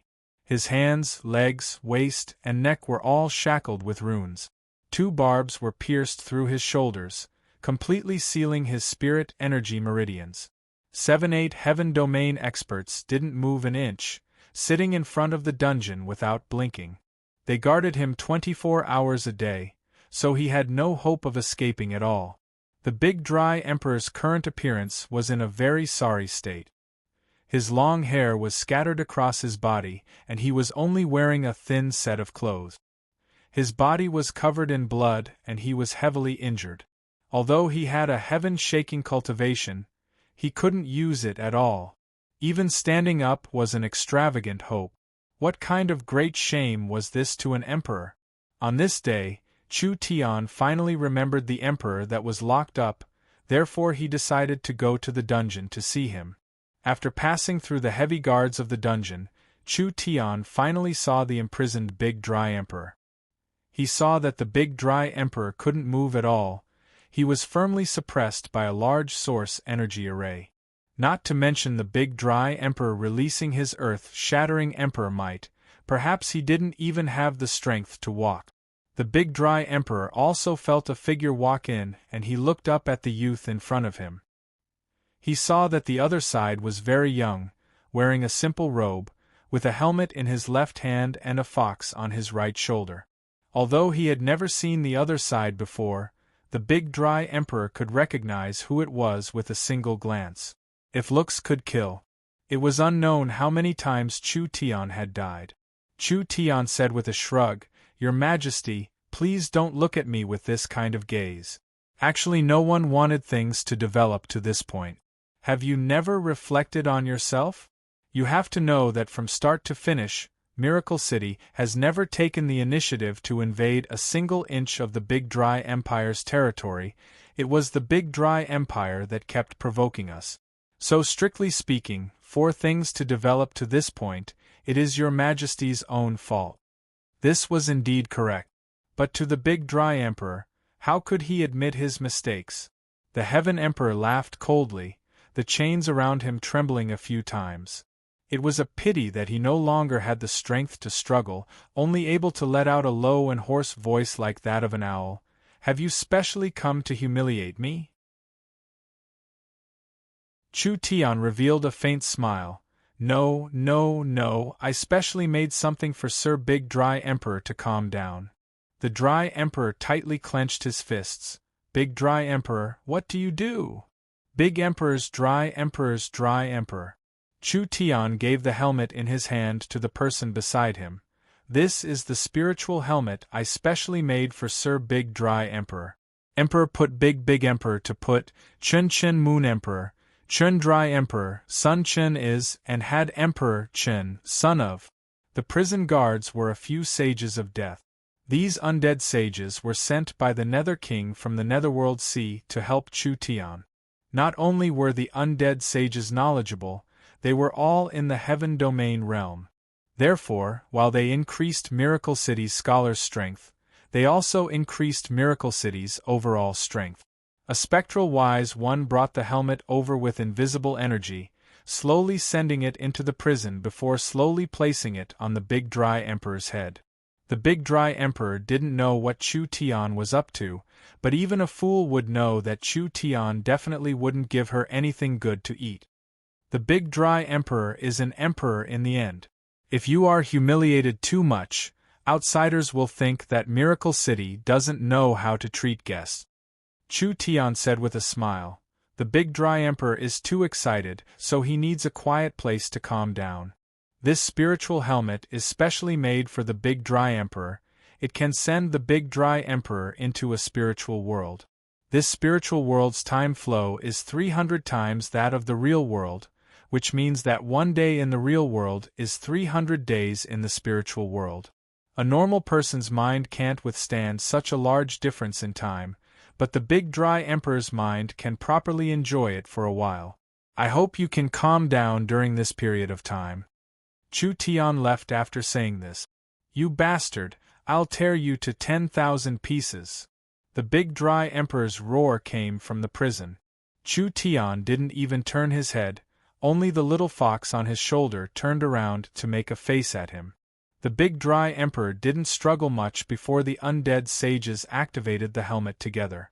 The Big Dry Emperor's power was completely sealed. Not only could he not use his spirit energy, he couldn't use his divine sense, therefore he couldn't resist this helmet at all. The Big Dry Emperor felt his surroundings change. The chains on his body and the source energy array beneath him all disappeared. When the Big Dry Emperor looked around, he found that he had appeared in a normal family's room. It was completely empty inside, there was only a table and a chair. The Big Dry Emperor angrily threw the chair against the wall, but after 3-5 seconds, the pieces gathered together and returned to their original state. The Big Dry Emperor found that in this spiritual space, no matter what he did, he couldn't change it in the slightest. Even the sunlight shining through the window never changed. This place was like an unchanging painting that had lasted for hundreds of millions of years. The time flow in this spiritual space was 300 times that of the outside world. This meant that if the Big Dry Emperor was locked up in Miracle City's prison for one day, he would need to spend an entire 300 days here. If he was locked up for 10 days, that would be 3,000 days. 1 month, 2 months? 1 year and a half? 10 years, 20 years? The Big Dry Emperor's heart suddenly filled with a kind of hard-to-suppress fear. Chu Tian didn't want him to suffer any physical pain, but this kind of treatment far surpassed any kind of punishment the Big Dry Emperor could imagine. What kind of person was the Big Dry Emperor? He once controlled the Big Dry Empire and slaughtered in all directions. Wherever he went, no one dared to disobey him. How overbearing and arrogant was that? Now that he was locked up in this small room that would never change, he could be locked up for hundreds or even thousands of years. There was no one to talk to, nothing to do, and no way to resist. The Big Dry Emperor, An emperor that could control the lives and deaths of millions with a wave of his hand, suddenly turned into a pitiful worm that would never change. This kind of change was hard for normal people to imagine. Chu Tian, come out for me. Let me out. The big dry emperor crazily roared out in the spiritual space, but this kind of action had no meaning. This was the effect Chu Tian wanted. He knew that the big dry emperor would be filled with anger towards him, so there was no hope of negotiating with him in this situation. So Chu Tian didn't discuss anything and first put a helmet on him, letting him curse in the spiritual space for 10-20 years until he was satisfied. In such an environment, no matter how hot-tempered or ruthless a person was, they would probably cool down in 10 or 20 years. After all, he wouldn't be able to do anything for 10-20 years. He wouldn't be able to go out, he wouldn't be able to cultivate, and he wouldn't be able to communicate. He could only sit in this broken place. Just thinking about this was terrifying. Chu Tian didn't think it was excessive. There had to be an extreme method to deal with an extreme person. Right now, Meng Qingwu was leading a group of envoys to the Big Dry Empire to negotiate with the Big Dry Empire's nobles. It was unknown how long it would take for them to come back, but it was a good thing that Miracle City had several super smart brains to take care of it. The advantage of these smart brains was that they wouldn't make mistakes, but their weakness was that they weren't good at taking risks, but that didn't matter. Miracle City was very stable right now, so they didn't need to take any risks. Now that Miracle City was no longer a threat, the biggest task was to increase Miracle City's technology investment and coordinate the progress of the various projects, especially the new transport towers, communication equipment, and the production of the Miracle helmets. In short, Miracle City had several dozen projects at the same time, so it was hard to coordinate the manpower, so it was best to leave everything to the smart brains. Chu Tian directly gave an order to the smart brain. 0, I need to order a batch of materials. 0 immediately replied, I'm very happy to serve you. What materials does the city lord need? Chu Tian directly listed out a large list of materials. There were over 20 kinds of immortal herbs, and he estimated that it would cost around 1 billion source stone. What kind of concept was 1 billion source stones? This was a large sum of money that normal kingdoms would find hard to gather even if they sold their treasuries. 0 said without any hesitation, send out requests through various channels. I ask Sir City Lord to wait for the good news. Chu Tian was very satisfied with this. Wasn't the company created for this goal? Each of these materials were scattered all over the continent. If there wasn't Miracle Commerce, the space warehouse, and the powerful communication system, even an emperor wouldn't be able to gather all these materials in just a few years. Moreover, the entire process would cost a large amount of money. Chu Tian casually gave the smart brain a list of materials. Now he could just sit and wait for the materials to be gathered. After Chu Tian finished these two matters, the little fox excitedly ran in front of Chu Tian.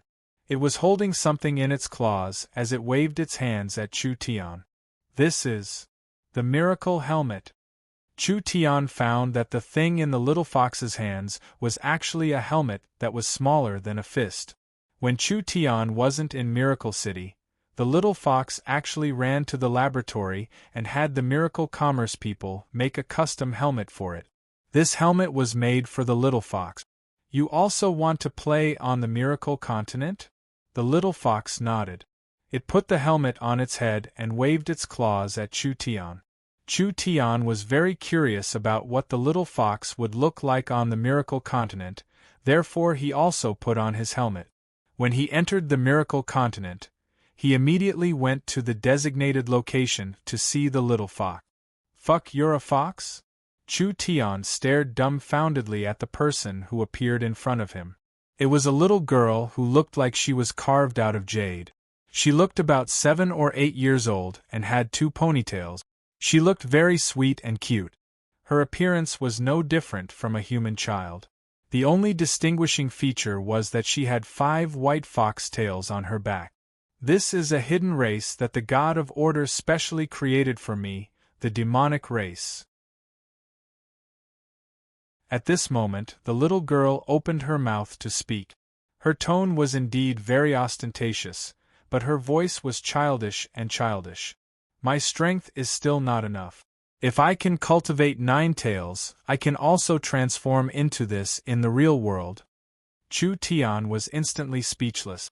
This little fox could speak on the miracle continent, and it could even activate a hidden demonic race. This was just too incredible. You're tuning in to the Phoenix Knights YouTube channel. Don't forget to subscribe and join us on this journey to catch the most captivating stories.